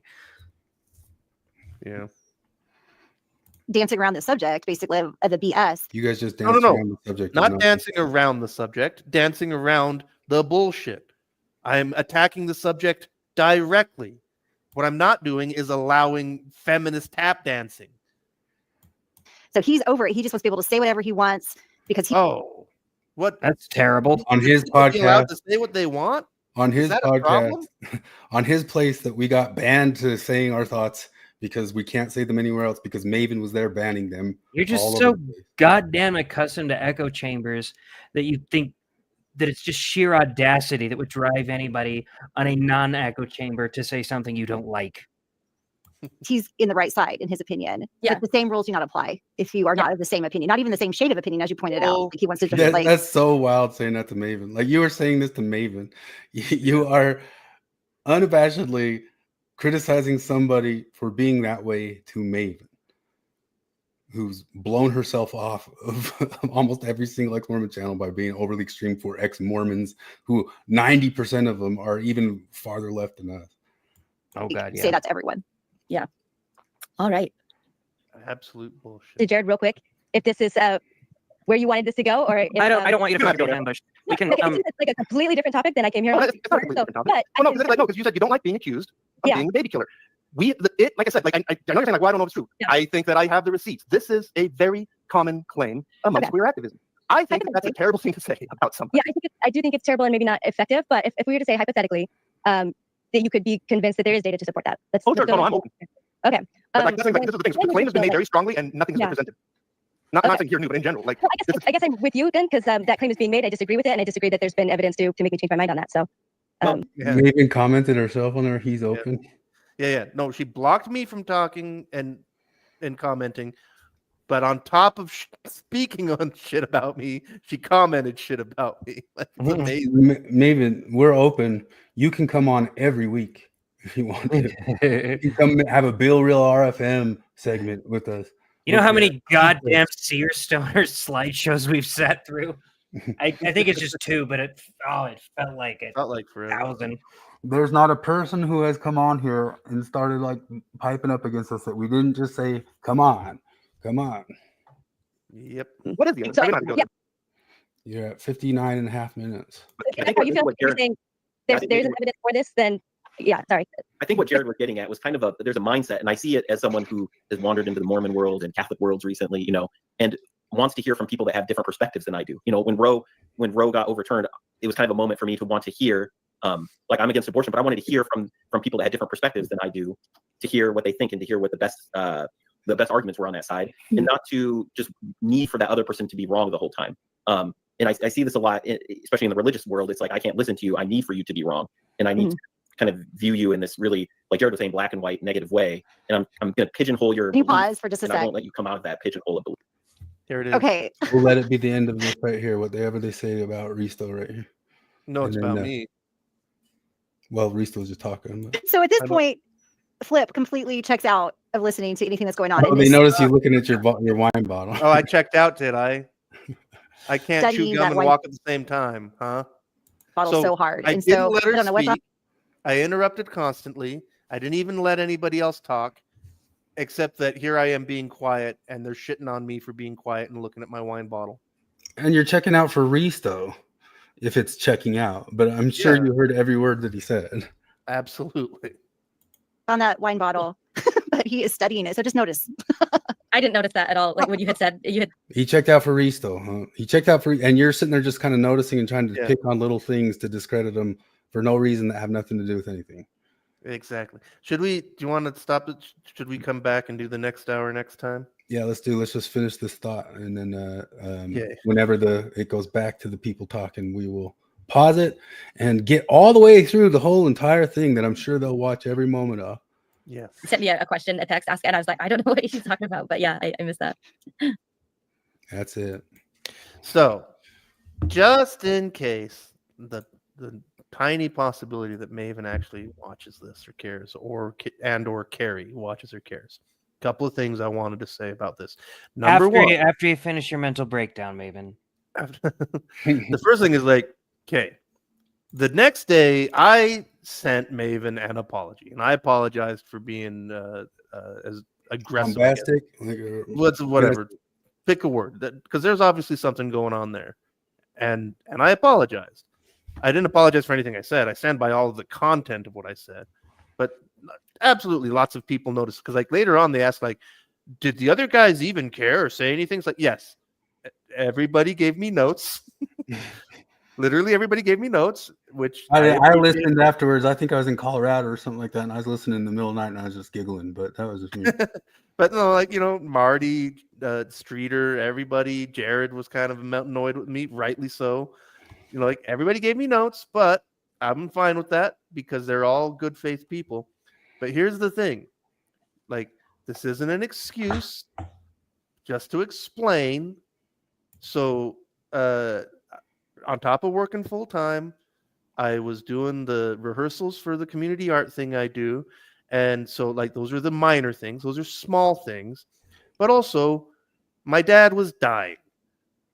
And so I was just in all kinds of crazy mental state. So just there's that. Like, nope, I'm not always as bombastic as that. But also, the topic does piss me off. I'm fucking tired of feminist bullshit. But this is the thing, though. Is like you can be that way. Like I said, they should go back and watch you talk with Jacob and Carden, and you would be their superhero, right? Oh, they for sure. don't think that anything that you did or said or acted like was wrong in any way. Oh, They're yeah. fine with that. Forrest When I'm looking at that, I can see, every like, time you talk to Carden. I keep grinding my teeth or something. I'm doing something with my jaw. Like, no, I was obviously really wired up. I was not in maximum state. But yeah, that's the thing, is on top of all the things that normally happen in my life, my dad was dying, and so I was just kind of, well, just wound up. I think Chris saw it for what it was right away, because we were all like, I don't know, he could have gone a little softer. And Chris was like, no, that was fucking funny. Well, because the thing is, too, is like like you said earlier, Jared, your part of the debate was you got at what you wanted at her. That's she was not going to budge. There wasn't more for me to talk about. There was like one question I wish I would have asked her, which was like, why were you pro-life when you were, like, what was your reasoning? But like the more I watch this, the more I'm like, no, like the first part of it was almost better, just because like it was I really think this might be the first time Maven was ever treated like a person. Yeah. Like, I think like everybody in the ex-Mormon world treats her with kid gloves. Every goddamn thing she says, they're like, oh my God, mic drop, Maven. She has gotten away with and gets away with so much. Just on Tuesday, Colt had a what do they call him? A moderator delete any criticism of Maven in the live chat, and said that moderator said, "Oh man, I got it here. I guess I'll pull it." It's wrong to criticize Maven, even when the criticism is true. Yeah, completely, totally said that. I mean, here it is again. Oh goodness. Media. Man, we're good at this podcasting thing. Hell yeah. Here it is. There we go. Maven is an instantly bannable offense, which has been Not a joke. Which has been true over in Mormon discussions, although they unbanned all of us. And it was true over in Mormon stories, which were still all shadow banned. Yep. And I know for a fact in both those places, I didn't say anything bombastic. Like I didn't say anything like, coming off the third rope. It was just, I disagree with this or something like that. And that's about it. And that's been the world in ex-Mormonism for quite a while. Yeah, but you're a lot better than we are at treading that line. But you should have seen, well, I mean, on the Facebooks, but I used to get into it more. But you should have seen some of the back, especially when Facebook was more at its height popularity, some of the just complete week-long bombardments Flip took in feminist Mormon housewives and stuff like that. Oh yeah. For saying something that what you're talking about, should I have access to my kid as a father? Yeah. And just got post after post after post of, oh, I drink up the tears of a dad or something. I hope she keeps your baby. I've got that screenshot saved somewhere. Mm-hmm. So, but that famous feminist compassion and kindness. What an evil thing to say to a person. But all we ever did was say, oh, whatever, and then just said, okay, fine, we'll make something where we can say what we want to say, which is really basically also what's happened to Maven. If you think about it, she keeps getting cut down and cut down and cut down as she goes, and is the bombastic person offending all the different people in the ex-Mormon world, But I don't know what to say for them, but I don't know why they have to. If your ideology is correct, then why do I aggressively misunderstand what you actually believe? I guess still just more to go on that. Well, I just march right through it. I actually haven't even watched the last hour of it yet. I usually get through all the types of things, but no, we haven't even gotten to my favorite part of the whole thing yet. But I guess we'll save that for next week. I'm so mad we didn't get to Natasha Helfer because she said some retarded shit this week. You guys can go for a bit. I just got to sleep at some point. I got 2 more days left in the Great Awakening, and then I get 1 day off, and then that'll be that. I don't have that moment highlighted, and we kind of talked about it. I do know it's right around like the 39 minutes in the Mormon stories of what was the subject? It was about. You gotta play the exchange though of John DeLynn going like, it can. Yeah. Like that's golden. But all right, I'm gonna go. Yeah, so Starbase Club, we talked about Colt at the beginning, dropping his channel, and that there was a back and forth between Ward Radio and Life Takes Two, which I thought was all kind of ridiculous, which we could have gone into more detail about. And then Natasha Helfer and John DeLynn getting in an argument, which John DeLynn demurred on because that's all he can do, of them. Natasha Helfer saying that open relationships never ruin marriages. It's only communication. Communication. Yeah. So ridiculous stuff all around, but we had to address this and talk about this, and we'll keep addressing it as it comes up because there's just too much there to comment back on. And once again, they are welcome to come on and get clarification or have another brawl or something like that. I don't like if they came back on and Flip's apologetic and he says we'll talk about better. It'll go like that again. Yeah. The Divas Streeter video just dropped. I'm pretty sure we covered that one a while back, and he's just rebooting it and reloading it. So I think it's kind of really strange for him to do it this time, to kind of talk about Streeter bowing out of having an episode with him because he thought that he was, I don't know what, he thought he was just being weird, which he is weird if he ever went on that show. It's a weird experience, but crazy. I doubt we'll have that chance again. You did it like twice, right? Yeah. There was always homework to do. That was a really weird part. Yeah, he made you do the whole podcast before doing the whole podcast, and oh yeah, we did an entire rehearsal the first time. And that's where Streeter bowed out of it. He's like, I'm not rehearsing the podcast, and just thought like all the questions and things were weird. And Divas was mad that he hadn't read the articles yet. Oh, and he had like a lukewarm take on like a Mormon dentist killing his wife. Like Divas clearly wanted him to say something along the lines of, yeah, that's a real problem, and it's exacerbated by Mormonism. Jonathan was like, yeah, I just don't know enough about it to comment, but that is terrible. And then he also was mad that Jonathan Streeter comes on this channel and wouldn't come on his channel. Like, what gives? Why would that be? And the answer is the same thing we were saying earlier, because we don't try to curate what anybody says around here. People can come on to say what they think or what they want. Ryan Wimmer says Joseph Smith is a hero for being true to his sexuality and practicing polyamory. That's kind of one of the things, because I was pushing back on Bill Real a while back, where he was trying to say anybody come on and debate me, and I was going to go trying to debate him about Joseph Smith having all the children. Like, how do you justify it? And he did it at 10 in the morning on a Wednesday, and you're like, well, how are you supposed to jump on to do this? Like, anybody can come on and talk here. I'm here to take all comers. And 10 on the morning on Wednesday, like, come on, like, who's going to be able to do that? But Starbase Cola was asking if the interview's on Maven's channel. It might be, if you're talking about the big long debate that me, her, and Flip had. That's here. You can find it on our channel. It's just called Brazilian Venture Bros.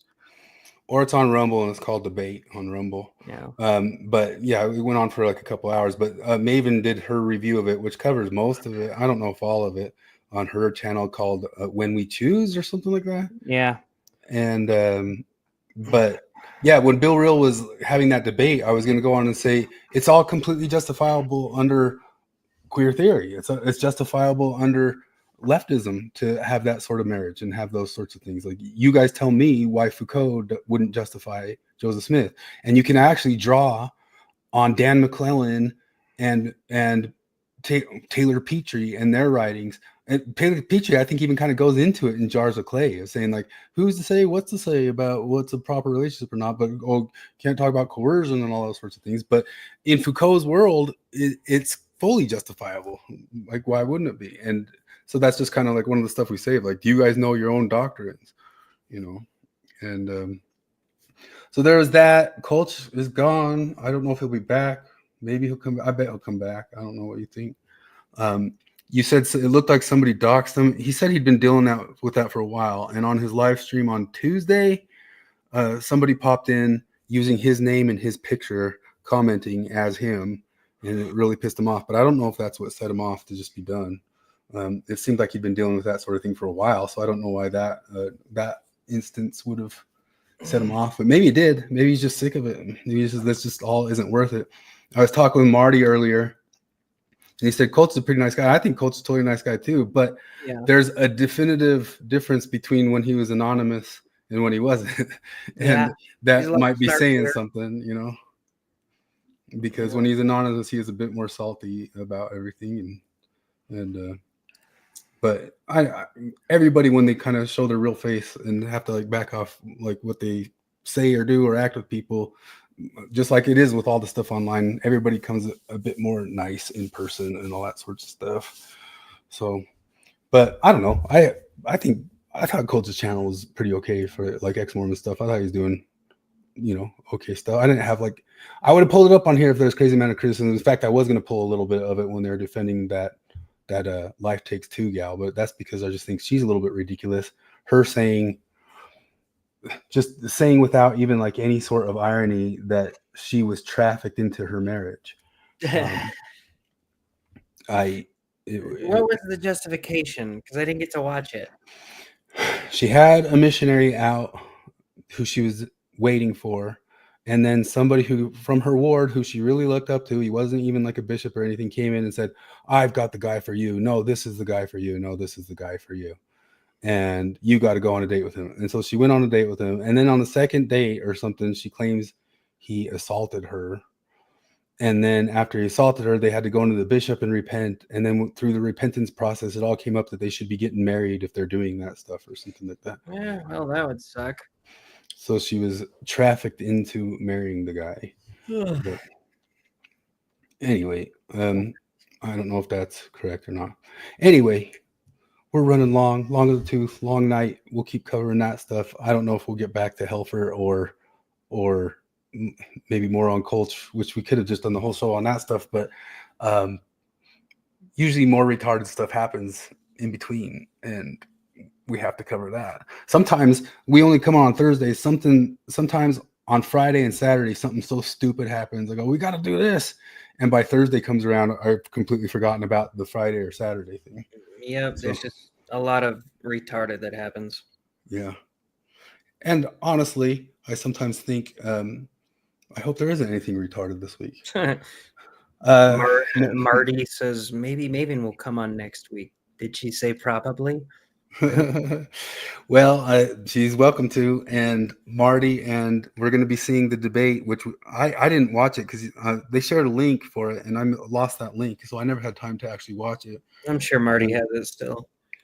But if they're going to release it, I'll just watch it with the release thing and see how that goes. Wait till you see the nesting dolls part. That's my favorite.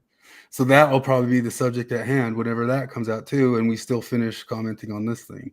So that's what it looks like in the near future, and then whatever other goofy stuff happens between now and next Thursday. Oh, Marty was referencing Maven's video, saying she probably wouldn't do it again. But I think she was saying that she wouldn't debate anybody again, which I don't know how she's going to get more content for that channel, because she says they're going to review other people's debates. So I don't know. She should keep debating so she has a. So she's saying there's a chance. Yeah. All right. I think that's about it. Yeah. Well, sounds Thanks good. for hanging, everybody. We'll see you later. Hasta la pasta.